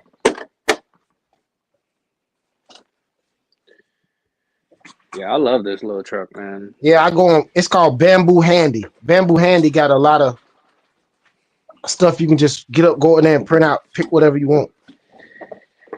Hey, Linden, I will tell you, bro, before you run that rally, you either need to. I JB welded my lights on the back, bro. Nah, Because that's what I did. I used that E6000. Okay, perfect then. I would debate it either using that or the JB weld, and I'm in the basement. Yeah, I I used didn't that want to. E6000. I know. I didn't want to smell it. Yeah, I seen a lot of videos where they said when they rolled over and them lights popped out. They pop out quick too. Yeah, the first time I ran mine, then they popped. Yeah, Appreciate it, Turismo. Yeah, No, I'm not making any boats this time, Randy. I'm making these little. Let me pull it back up. You got. You put a speed pinion in it yet? You run it on speed pinion? Oh yeah, yeah. I told you, Ty, it started already. The 3D printer world started Hey, I already. ain't filmed it yet, bro. I ain't filmed it yet, all right. bro. I got you, bro. Hey, I'm waiting on you. I'm printing out these little springs to hold the wires on top of the pump. I'm gonna have videos up. Trust me. It started already, Ty. You addicted, baby. I mean, I'm doing more testing right now. Hold on. That's how fast it's printing? Yeah, that thing printing fast. Yeah, no, it'd be. I thought he had it in fast forward or something in the video. Nah, it'd be crazy. And it can go faster than that. That's on normal. Wow. Now, mine's print fast, but not that fast. Yeah, that bamboo is looking nice, bro. Yeah, that bamboo looking nice. Yeah, he about to have me go get one of them things right there. Right? I mean, I learned to print in advance, so speed is not my, I really don't need to print that fast because I always have stuff stored that when I'm ready, I'm just ready. Yeah, you can choose the speed. Let me see. Let me go back. That thing right there I like that. Okay, check this out. It's like said, I'm looking right now on Amazon to buy a transmitter for my 5 armor cars. Is the radio link any good? Yes, bro. Yes, it's a good radio. Sir. Yes, sir. Yeah. You see right there where it say 100? I tapped that. Yeah. You can slow it down, and it can show your speed like. Oh, standard. Like I can turn it down to silent where it be almost silent. It says silent. It says standard. It says sport. Yeah. Hey, yo. Let me see. Yeah, I need that, bro. Let's get it on silent. It should quiet down. It ain't even loud. We can't even hear it, I don't hear nothing. You keep saying, I don't know what you hearing over there, but over here, I'm hearing a fan, nothing, bro. It's like a fan running. Nothing, bro. Yeah, I don't hear nothing but like a fan running. I don't hear nothing. That's on quiet. Yeah, that thing was awesome, man. When's your enclosure supposed to be there? Saturday. Oh, that's what's up. You getting an enclosure? Oh, you getting an enclosure for the temperature? Yeah. I'm getting a glass. And matter of fact, I'll show it to you. I'm this getting a radio glass. right here. Who said that? Is life? Oh, is life. Is life. Radio this link. bad boy right here. I think this like $50, bro. I got the DX5 smart controller. And I just ordered me the Dumbo RC joint. And the receivers for this guy is only like $20. So Yeah. And they come with gyros. They're 6-channel. They're fire, bro. Yeah. The cheaper ones for like $15 come where you don't have a gyro in it. Yeah, I got something almost the same. Oh yeah, you got the better one. Yeah. Yeah, I think this is the next. That's a 6-channel version of it. Yeah. I really want the RC 8X. This one right, man. This thing right here. You talking about long distance? Oh yeah, I have not lost my car. I have not lost transmission with my car since I had this thing, and I got all 30 cars on this thing right here. Only thing that I if you going with the radio link, right? So you have I think it's up to 40 or 50 channels you have on this, right? But for you to run your cars individually, you have when you put it on the channel, you got to go designate a seed to it, right? So when you designate a seed to each channel, that runs each channel individually, but it's only, I think, 15 seeds to it. So if you're going to put 30 channels, 30 cars on it, you got to put 30 cars, and you got to reuse each seed. So I got all of my bashes from seed 1 and up, all of my speed runners from seed 1s and up, and my crawlers from seed 1 and up, right? But my channels, every car got its own specific channel that's named the name of that car. But the seed, you got to put it on different seeds to run over, the X amount of channels. I mean, the X amount of seed channels that you have on a radio link. That's the only trick that I had to learn doing this, because the seeds, I think the seeds only go up to like 15. But you could put 30 cars on this, but you just got to use the seed for different versions of cars. Yeah. Yeah. If you don't, you have to buy oh man, what do you say? A receiver for every car. Yeah. Yeah. But the receivers are cheap, bro. They're $20. It beats paying $70 for the Spectrums. Yeah. The receiver, I don't care. I put the receiver on my speed runners. I put the receiver with the gyro. On my regular bashes, I just get the $15 receiver for with no gyro on it. Cover box. Yeah, that's the enclosure I'm waiting on right now. Yeah. Oh yeah, that's Hey, nice. it's life. Get the $60 one. If you don't need all the extra features, bro, the $60 one will do you good, bro. Yeah. Yeah. I think that's how much mine was. It was like 60. I'll be right back. $65. I'll be right back. All right. Oh, you could have left the what's the name? You could have left the 3D printer running. Yeah. I think I spent like 50 something $70 for my radio link. And that was the best thing I did. And with my RCs is get that radio link with the bashes, the speed runs, everything, man. Yeah, I really like that. Yeah, Rolando Joe, and when I'm watching that. Oh yeah, that's tomorrow. They're going to that little show tomorrow.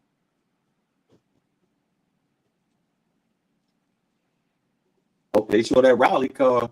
Oh, they better, bro. He said printer under glass. Yeah. No problem, is. Yeah. See, my printer down here, I moved it now, and then I put it higher up towards the ceiling, and cause my ceiling is low. My ceiling is like maybe 7 feet down here, and the higher is up, you get more heat up there, and I keep the heat on like 70 down here, so it stays, lukewarm down here.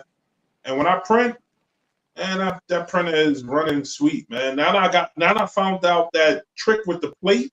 To put a plate on whatever you print, especially if it's something small, man, that thing is perfect. That thing is perfect. I want that one tie guy. That one tie guy look good, but he said his plate is small, so I don't know. Yeah, he got the mini. He said if he would buy it again, he would get the regular one, but the regular one's like $200 more. So. Hey, Dwayne, that JK07 looks sweet, bro. I want to get one of those too. Yeah.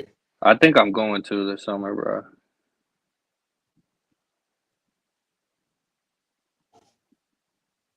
I want that rally though, for sure. Yes, sir. Yeah. Rally season. Yeah. Yeah, the rallies were hitting it hard for a while. There was a couple new drops, and then Relarlo drop, HPI drop. Yeah, I need Arma to drop something. Honestly, I really don't want Arma dropping nothing crazy right now because I'm not trying to pay that tariff price, bro. Yeah, their prices is crazy. Yeah. And low season. I saw a tie HPI rally car. I saw it in real life. I was trying to get a record. I was trying to record it. I was coming from Princeton, and I saw it. It had the same design, everything. The rims, same color, everything, just like how it looked. The rally car, the RC car looked.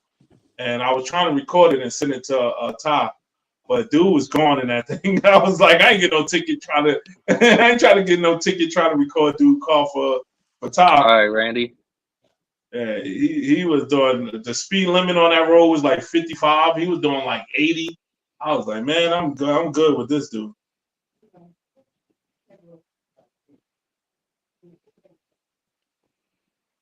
Oh, we know you got to recoup hotspot. You done bought that $1,000 Kagama, bro. Ooh. Hey, it's gonna be nice though. It's gonna be nice though, bro. Hotspot got it. He talking about that's his last RC car until another month, and then next month he gonna be getting he gonna be getting another 1,500. He gonna get that that 1,200, that Funco. The Traxxas Funco. He gonna get that and swap it out for some street tires, make it a street runner. Oh, my bad, hotspot. He said 900. I know the wife watching, so I know you got that bad boy for free, bro. I know, bro. Giveaways. I know, bro. They sponsor me. They sponsor me, so they gave it to me for free. I'm just testing it and sending it back. Yep. Oh man. They gave it to me. Auntie. OG. Nah, OG. We ended that debate. Mojave. I don't think I've heard someone say fire team besides Louie. Fire team, baby. No, we ended that debate tonight. I'm the underdog, man. I'm the underdog. I'm gonna always go with. The reviewer RC said Mojave, so it's over. He said Mojave because he's a Traxxas / lover. And you know the Mojave and the Slash, they look just alike. They run alike. So he definitely. I knew he was gonna go with the Mojave. Run alike. Trust that Mojave. No, maybe not run alike. I ain't gonna say run alike. My bad. I ain't even gonna do that. But they look the same. They the same type of cars, and the fire team is a whole different type of car. You know. So it is what it is. I knew he was gonna say. I knew he was gonna say Mojave. Dwayne, but I don't care. I don't care if I get the Mojave and I know that the Mojave runs better than the fire team. You know what I'm gonna do? You gotta get it. I'm gonna still say fire team, baby. look, you ain't gotta get the Mojave. When we get together, I'll let you run the Mojave. You let me run the fire team. All right. We're gonna do that. So, all right. So, what we're gonna do? You run the Mojave, right? You give your performance. We're gonna go performance to performance. We're gonna do street. We're gonna do dirt. We're gonna do different performance, and we're gonna run them. And then we're gonna get up one time and we're gonna run them together. This is how we're gonna kill the debate. Yeah, we're gonna run them together.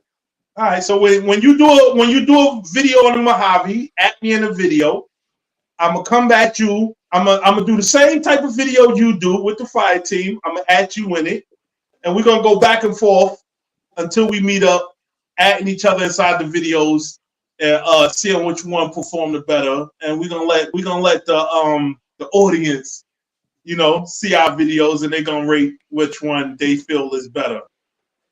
Got you.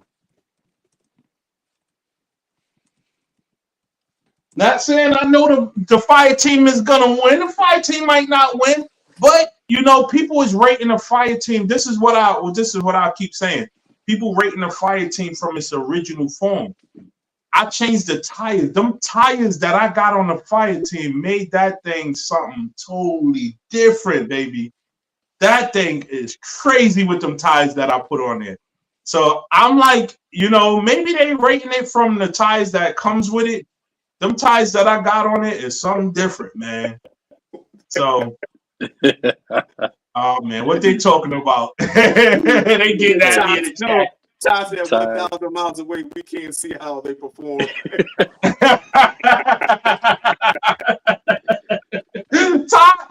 is like, I'm tired of hearing this Mojave and fire team. Get it? Y'all either gonna fight it out or y'all gonna leave it alone. So Ty, this is what we're gonna do. We're gonna fight it out. Not fight it out. We're gonna go back and forth. We're gonna entertain the people. We're gonna entertain the people for you. Yeah, we're gonna entertain the people, and we're gonna do a little Mojave fire team. You know, if Ty want to get in it with whatever car he want to get, did he get his car? Did he get that car that he said he was gonna get? No, he got that printer. Oh yeah, he got the printer. All right, so he out of the battle. He out of the battle. He out of the battle. He didn't get the car that he was gonna get to battle with these ones. So he gotta sit to the side for a second, and we gonna battle this out. And whoever want to come in the battle, you can come in the battle and see if your car, your favorite car, is worth, you know, the battle inside this one. Oh, he coming back. He said, "What? What you say? What you say? Are you not entertained? Are you not entertained?" Shout out to the 31 in the house, man. Y'all are too funny. Yes, sir. Shout out to y'all. Shout out to y'all, bro. See, hey, I told him don't forget. I told him we was going 5 hours tonight. He thought I was playing. Yeah, Don't forget. out there. Don't forget to subscribe to everybody on the panel. All my panel hosts, guys. Links are in the description. I will start dropping them in the chat.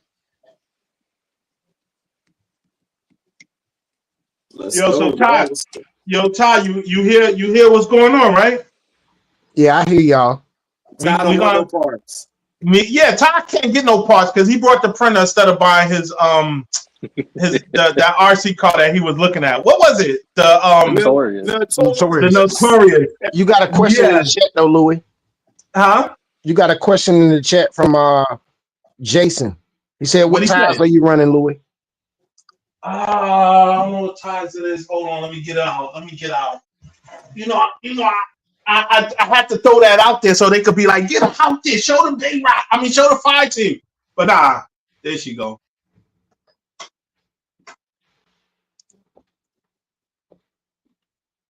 No, I'm over here eating some daggone pecans. Pecans. Yeah, I'm over here chewing on some pecans. Pecans. Pecans. Are you threw some Badlands on there, Louie? Yeah, man. Yes, sir. Them ties right there is like a major upgrade. I never took them off. Since I put them on, I never took them off the Big Rock. They ran so good, I never took some them of off. these on there, bro. Nah. I like those ones though. I ain't gonna front. They look grippy as crazy. Yes, sir. Ryan said, "Jeez Louise."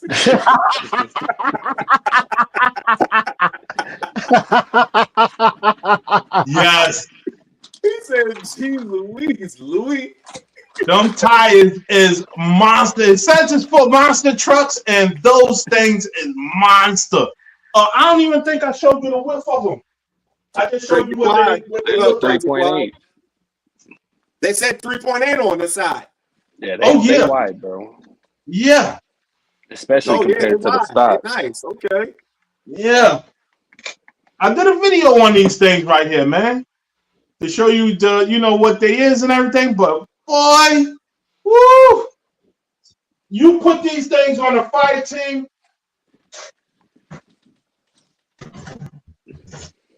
Fred said, "Stay hydrated, Ty." You know what? I had too much hydration. So that's what I did. That's what I did with my fire team tires right there. That's where my fire team tires is at on the 6S Creighton. That makes this thing oh, he got that NASCAR. He got that NASCAR body for the Infraction. $30 on sale, bro. What? You lucky. And then guess what? Guess what? I got a clear one to go with it. Another 30, bro. What you gonna do? What color you gonna do with the clear one? I don't know. I'm thinking maybe like a midnight purple. That sounds different right there. Yeah, I don't know. I haven't decided yet. That's why it's still in the bag. But Crazy Quad, what's up, Dave? Midnight purple with a navy blue. Ooh, that would be a good mixture of that. You got light kits for that Infraction? Nah, man. If it's still $15, I'll buy that and put a light kit on it. Hey, that days are long gone, Louie. If I do, when they had them sales, you got to jump on them sales. You can't. Yeah, I know. I learned that from the Creighton sell. But what Infraction you talking about? The 6S or the 3S? That's a 6S. That's a 6S body. All right, the 6S. Yeah, because if I go purple on that body, like that dark purple, I want some purple lights on that bad boy. Purple. Nah, I don't think the underglow don't come in purple. Man, that would be crazy. I found pink and let me see, pink, green, blue, sky blue, green, red, white.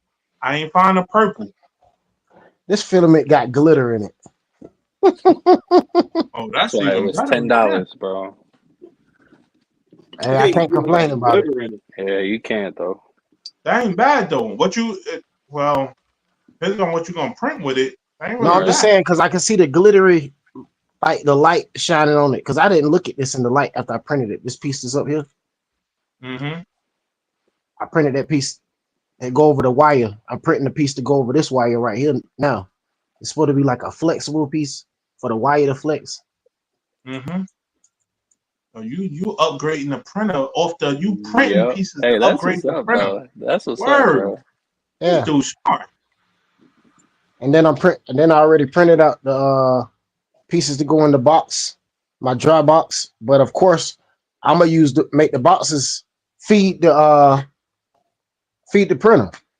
Yeah, set up 4 of them with the dry box with the stuff in there, and then I got the little piece already printed out for the hydrometer to fit in there. The hydrometer should be here they say by the 18th, but Linden told me to contact AliExpress and tell them to give me a little bit of that change back. Yeah, Linden out here scamming, bro. Get my money back. I want some of my money back. My shipment is late. He putting the works on that thing. They're gonna give you that there. $1 coupon, bro. Yeah, they give you I got $5 coupon. $5. And the crazy thing is, I can print out 3 real holders to attach to this thing if I wanted to. Like I don't know why nobody would buy the AMS from Bamboo when you can somebody actually made it all, and you can go right on the daggone right on Bamboo Handy, and you can pull it up. Watch this. I don't know if y'all gonna be able to see it.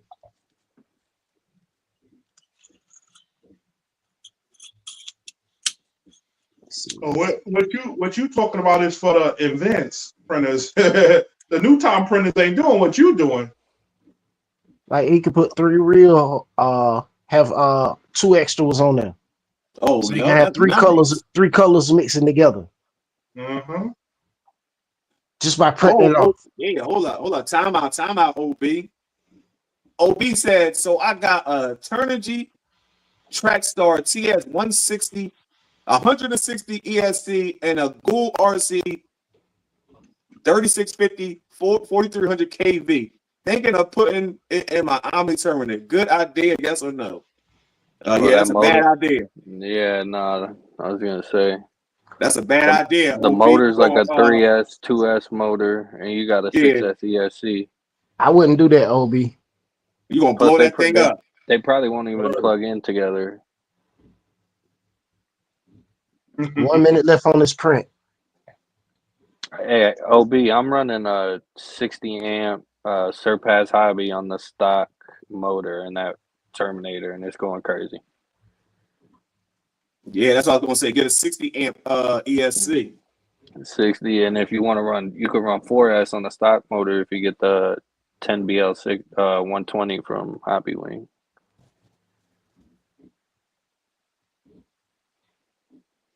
Fred said have the NASCAR body for the 6S Infraction.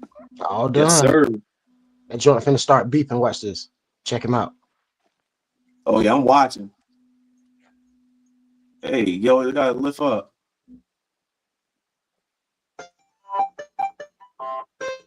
Nice little tone. Little tone.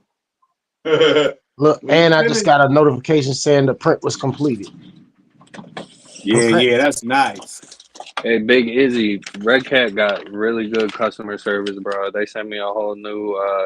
When I had my Vigilante, I was having problems with the ESC, and they sent me a whole new one. This one's still in the package.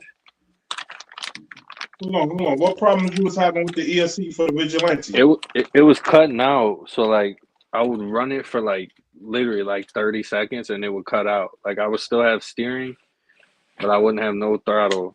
So I just ended up. It could have been my batteries. I was running some Z packs at the time.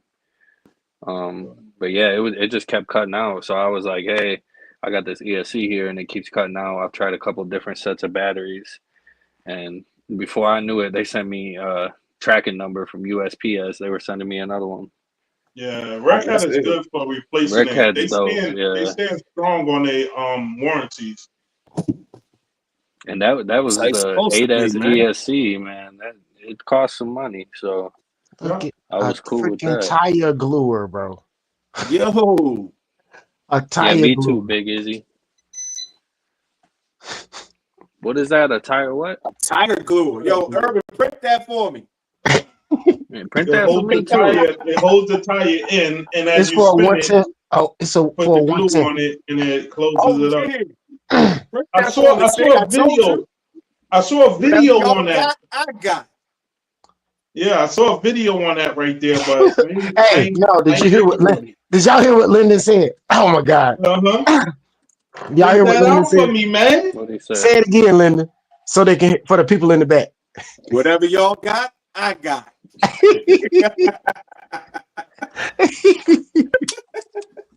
Oh God. Hey, if I was set up right, look, I would print that joint out right there. What that is? Oh, the Axial joint. Oh, that's fire, bro. Oh, that's nice. Once I get my second color, to add in there. Don't worry, we coming. We're gonna cut up here shortly. Oh, and listen, I'm gonna be printing stuff out, getting it out to people in the chat. I can't see the chat right now. Trust me. I'm long past the chat. I'm over here in another zone. I'm over here looking for my next print, fella, so I can't see what's going on out there. But I know it's a lot of y'all out there. Shout out to everybody hanging out. Yes, sir. Obi said that's why I get with you guys for the question. I appreciate the info, guys. The person I got it said it would work great, but I think I'll pass. Yes, sir. Yeah, it's gonna blow. Yeah. If you try running that thing on 6S, bro. Yes, sir. We got you. Hotspot said, I told you. Linden said, what's mine is mine. What's yours is mine. Hello.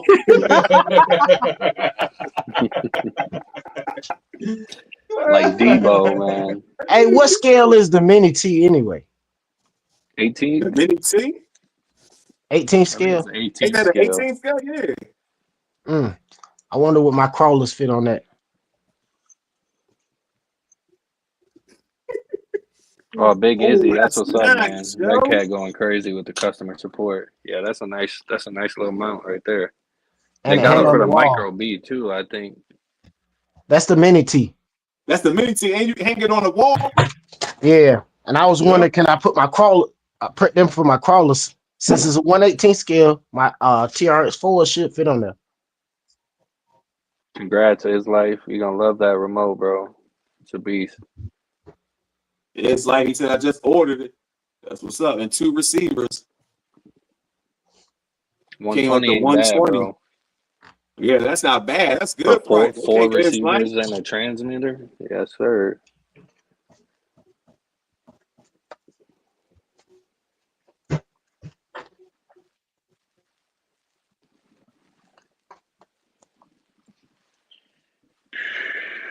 And like that, we back. Got that piece off. Let me find something else to start You printing. already printing something else. Oh, I will be shortly. Give me a couple of seconds. Don't worry. Let me slide this back in place. And this right here goes up here on this wire. See, this was the first thing I printed out, one of these with the new filament. Let me bring the light closer. Yeah, you got a shadow there.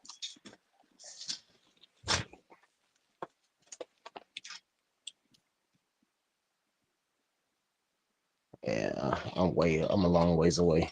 So Big Izzy said, "Wow, we racing big red cats tomorrow." If I had my red cat still, yeah, for sure.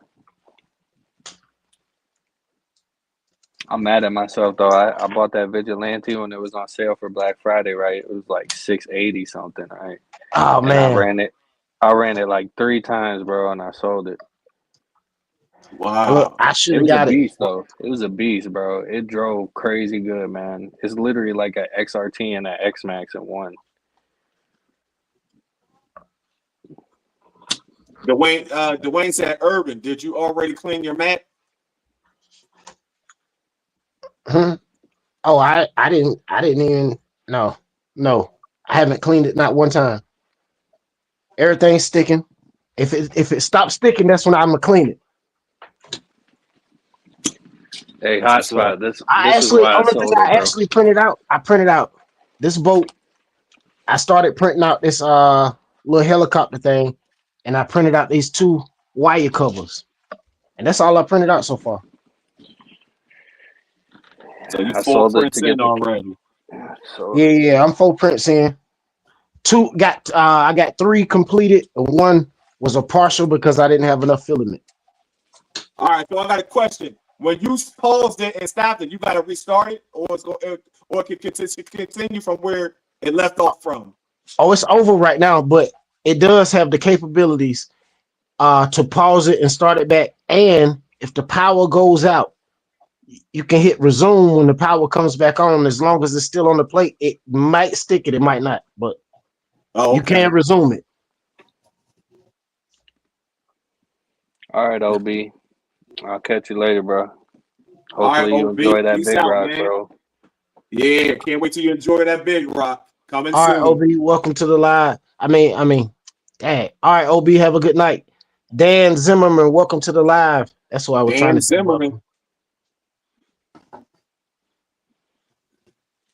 It's like if you talking about the Creighton, bro. Somebody drop Dan link. One.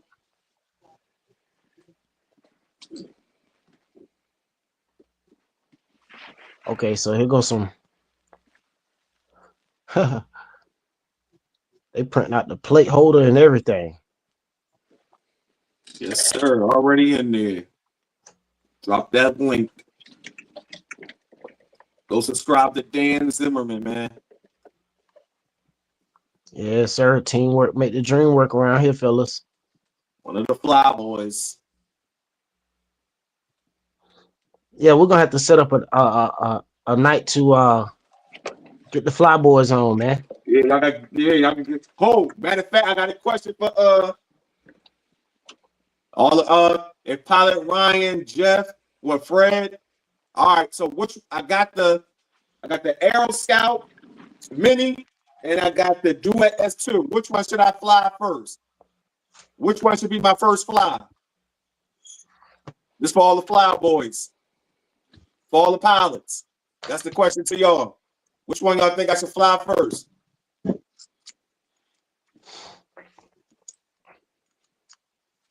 I'm a beginner too.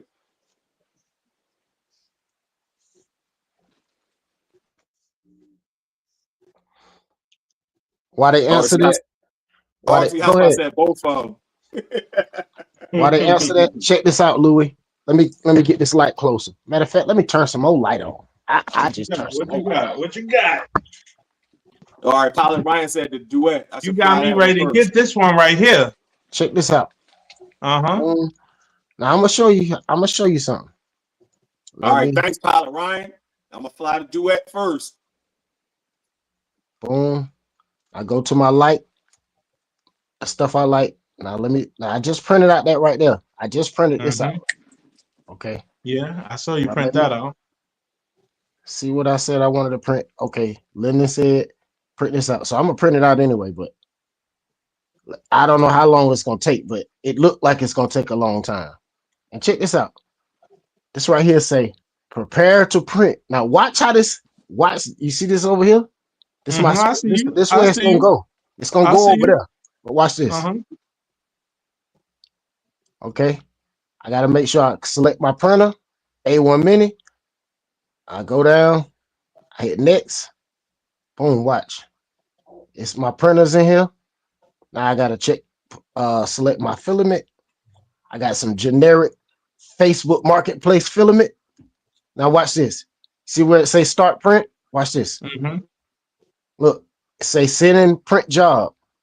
Watch this. You see this over here? Over here saying loading.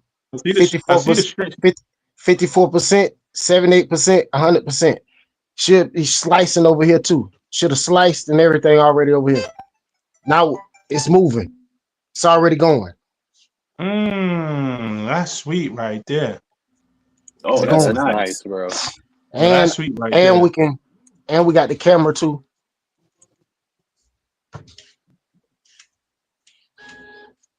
If it's gonna turn on.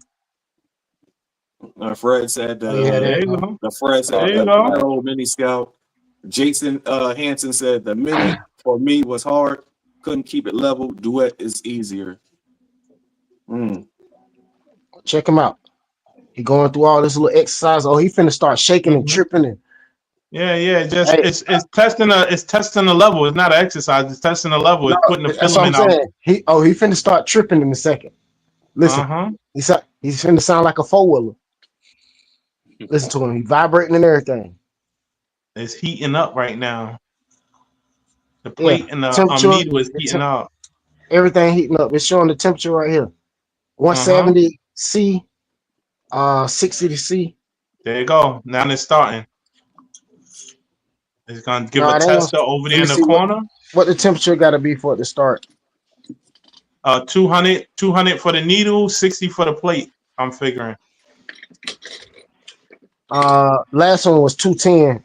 Like it depends on the print. Sometimes it be different temperatures. I'm trying to find the temperature.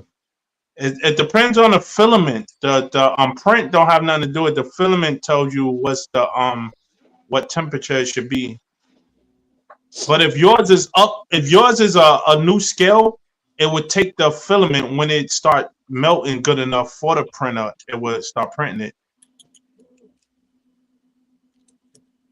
Oh, there you go. It's getting ready to start. Right now, it's just testing to see if filament is gonna come out of it. Oh no, it ain't doing that. It ain't like it's when it start extruding the filament, it's gonna squirt it in this little cutter. It's I don't know. It's testing the level. It's leveling the bed. Matter of fact, it say it right here. Yeah, it's leveling the bed right now. So it's just touching down on the bed to see what's the level is on each area. So that I told you somebody had one of these plates and they left a bookmarker under this plate. So it was bold like this, and it printed just fine, no problems. Yeah, that's what's up right there. I test my level every time I'm gonna print something different. This is what it's doing. It's testing a level every time you're gonna print. That's all right, Dwayne. Man, appreciate you coming through again. Let me get Hope back you have over a to the great chat. weekend. All right, All right, Dwayne, Dwayne. appreciate you coming through. I know 6:30 come early, brother. Yeah, especially at 12 o'clock. Yeah, I think I'm about to hop up off of here too, fellas. All right, Watt, you have a good night, broski. We'll All catch you right, in the man. next one. Yes, All right, sir. White. Thank I you definitely for All right, appreciate you fellas. joining. Appreciate it. If you're not subscribed to Watt, definitely subscribe to Watt. His link is in the description box down below, along with the other panel hosts. Yeah, see, it's extruding the stuff out right now. Yo, I like that printer though, man. Yeah, see, this is all my waste right here. Once you kick it out, this from the stuff I printed out already. Oh, the support from this right here. Yeah. From this and from these little things right here, and then waste, because you finna see what it's finna kick out right now. Yeah, I know what you're talking about. See, mine And don't do that much. just throw it off to the side. I should have printed that thing. See how it just threw it way over there? Look, it's way over here. Coffee cups and filament poop. Yeah, exactly. I don't want that.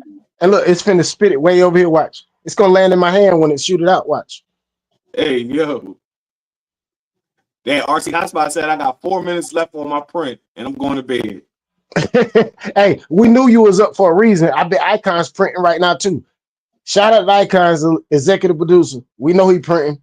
We know he praying. Yes, sir. Executive producer. Flyboy said, y'all boys making my time at work fly by tonight. That's what's up. That's what's up.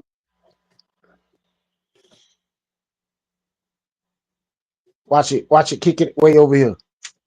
Look, Oh, it missed my hand. It slightly missed my hand. It barely missed there it. you go. Doo-doo.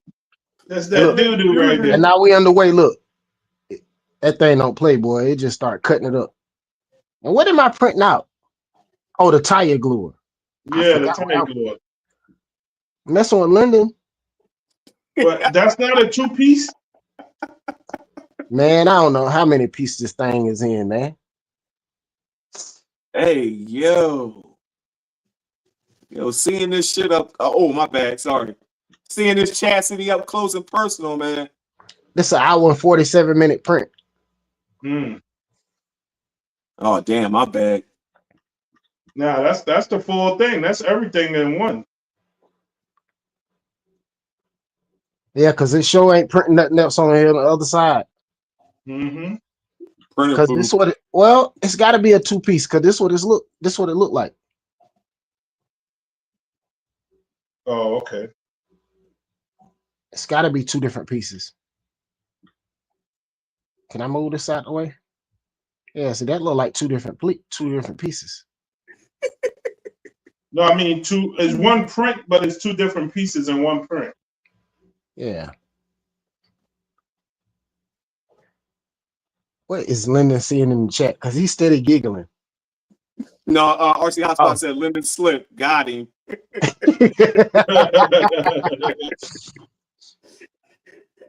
Yeah, these 3D printers, man, they something cool. I'm gonna tell you the truth.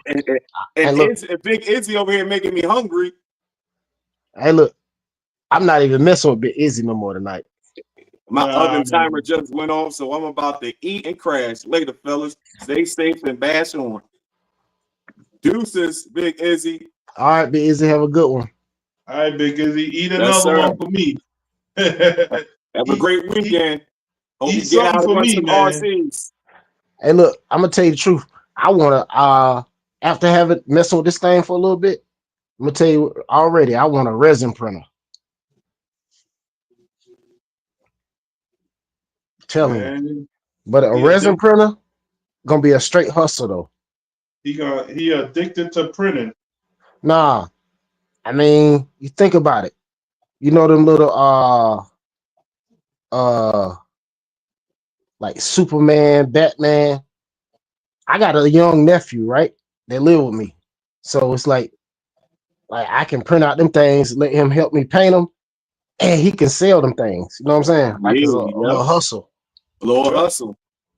Oh, Big Izzy said I'm still here. Oh, he ain't leaving yet? He over there rattling them pots. He just listening right now. He rattling them pots. He can't hold his phone. He can't hold his phone and rattle them pots at the same time.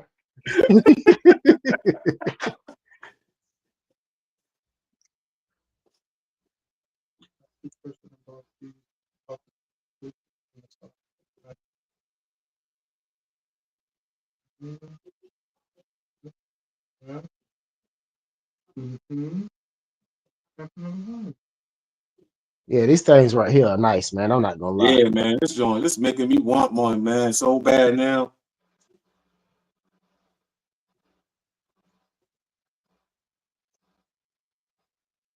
Yo, I don't know, man. I might turn it to Ikonz too, and I get to sit there and watch it, yo. This joint is crazy. Hey, that's what everybody was saying last night, man. I can sit and watch this, man. Let me get up, put it on solo.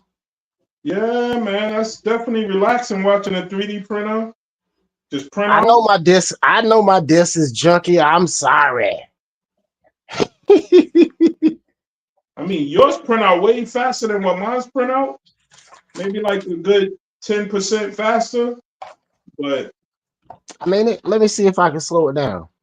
That thing right there is good, slow it man. I down. ain't even gonna lie.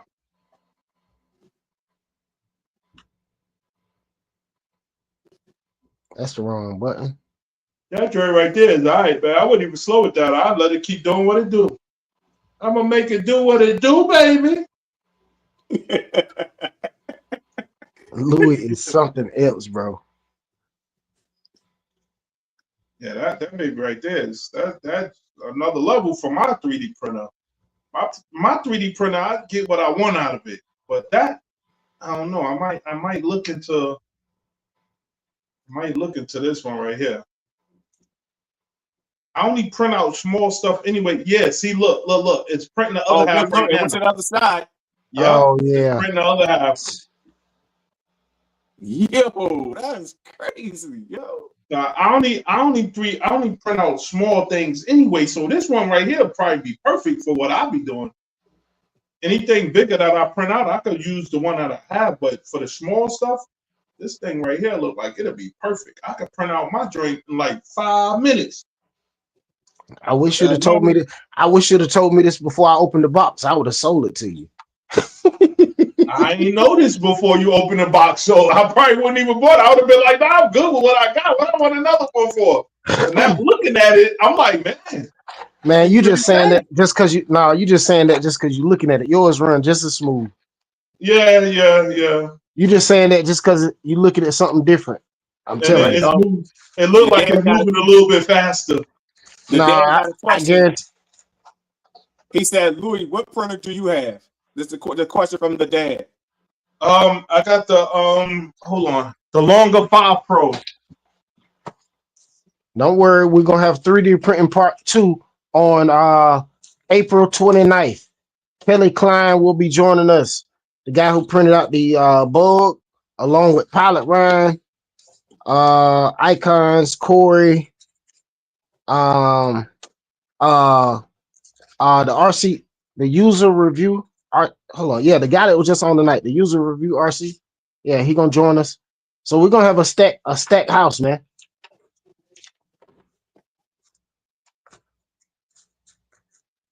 Yep, that's gonna be an awesome live. You know, be a good. Matter of fact, I'll tell you later, Irvin. I'll tell you later, Todd. Yep. Gotcha. Yeah, I need to print out this boat to go with this motor. And I finally found the boat. The boat is kind of big because it come with this little kit, right? It's for to print out this little boat. Like you can get different, like each printer comes with a different kit. So you get this little motor that hangs on the back of the boat. It's a little wind-up motor. Little wind-up joint, and it really go. Okay. Yeah, so when I started printing, I was thinking it was this one, but the motor is the size of the boat. Yeah, that's definitely not it. I printed out that same boat. I didn't know how to motor to it. Hey, everybody say they printed out that same boat. That's the sample boat. Yeah, I think every 3D printer got that sample boat. Mm-hmm. That was my first printout with that boat.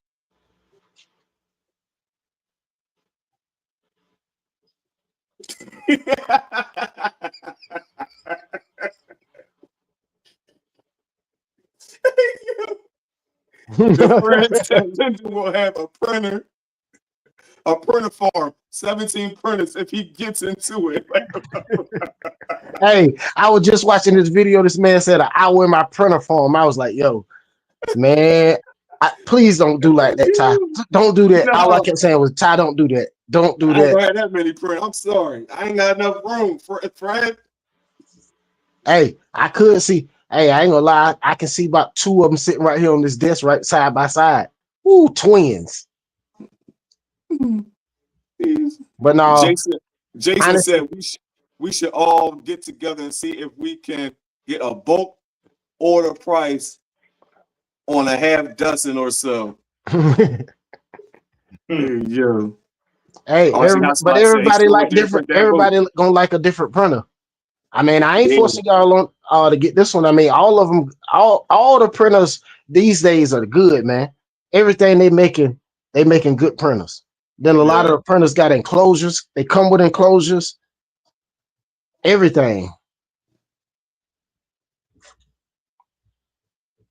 Most of them are just plug and play these days anyway.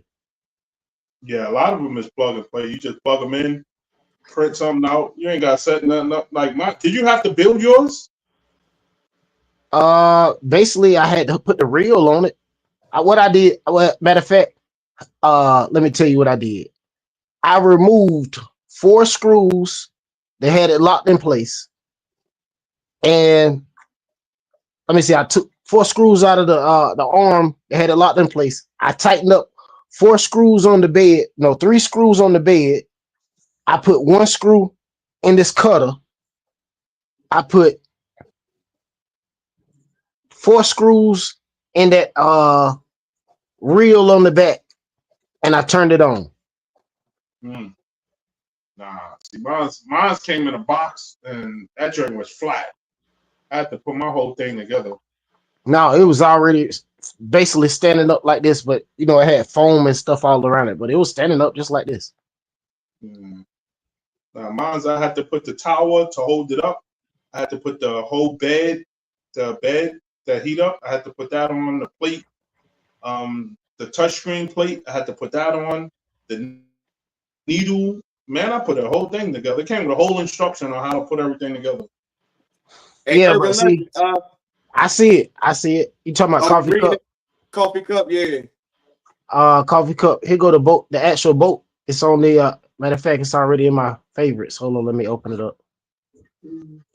Cause I was gonna pick that. Look, here go a different one. Oh with yeah, on that boat. Like a jet, but it's more of a jet boat than the boat that you sport to print out. I got that one saved in my favorites too. Let me get back over here and show you. Hold on. I can't see. Like, it's down here somewhere. Oh, I got a bunch of all this right here is the stuff I got saved in my favorites. Like, I literally got some of everything down in here. Phone stands, dry boxes, poop buckets, the cover for my screen right here, my little screen. Let me see, where's the other boat? It should be down here at the bottom. I think it was one of the first things I picked. Oh, I got Louie Promoto elbow pads. Louie, oh, there go the other boat right there. Louie Promoto, and I don't even think that's not even the right boat, but that's a boat that the motor will go on the back.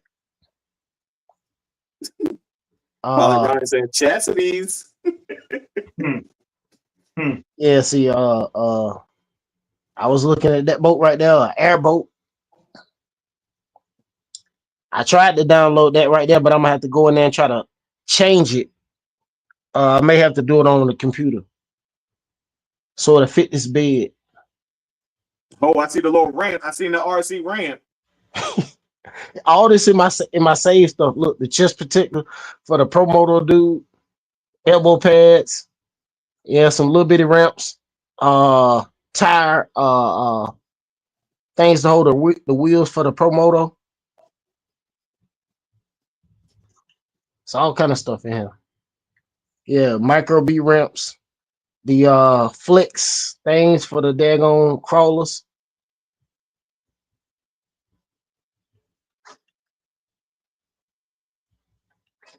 I was just messing around looking in here, man.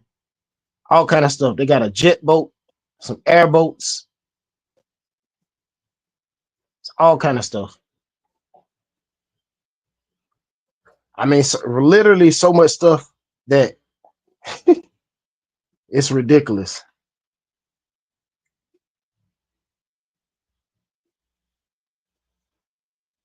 Yeah, and the crazy thing, it just sliced everything automatically. Whew, love it. The little stuff that I'm trying to print at this moment anyway.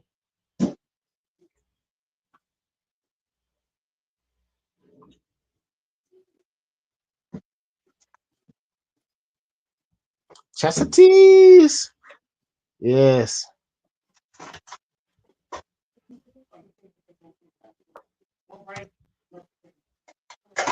Yeah, this is gonna be a long print, fellas. Hour and 30 minutes.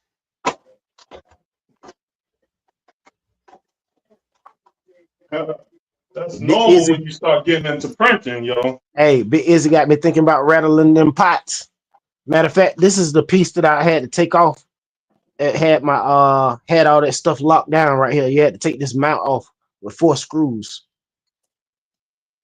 Oh, okay. Man, once you start getting into printing, an hour and 30 minutes is like that's normal right there. Oh, trust me, I see. This right here, that ain't even a long print no more. This print right here was 2 hours. Yep. It was printing the whole time we was on live. 2 hours. It was 2 hours, like 2.5 hours. I started it like right before we got on. So when you see a print, depending on the size, you say an hour and 30 minutes, you like, oh yeah, that's cool. I wish I would have known I had to have bearings for this right here. I'd have tried to have the bearings already ahead of time.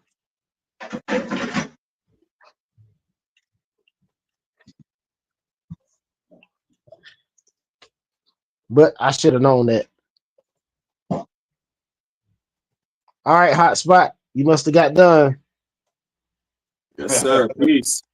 That was a long 10 minutes. All right, Hotspot. Yo, Hotspot, hit me up. I gotta show you. I gotta give you the idea of what I want to do with your body. Fred, I gotta pass. I'm home alone, like in the movies. Kyle Pfeiffer. Huh? Yeah, I'm home alone.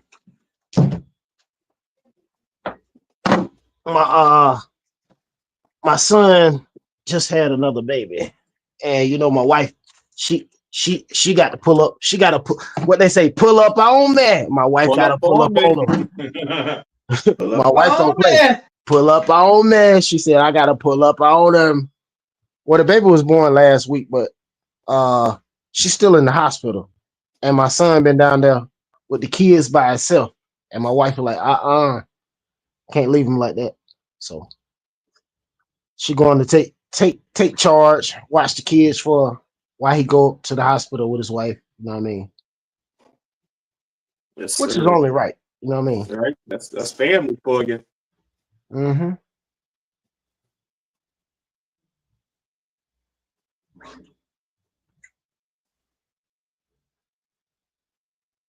All right, fellas, it's about that time. I got to jump off. Yes, sir. Yeah, it's at 4 hours. Yeah, I appreciate that. Hours. Appreciate that, fellas. We're at the 4 hour mark. We're about to get out of here. Linden, got something you want to say before we get out of here? Yes, sir. Because I see that. Yeah. I see that broomstick. I see the shadow of that broomstick. I'm just messing with you. Just want to shout out to the special guest, the User Review RC, man.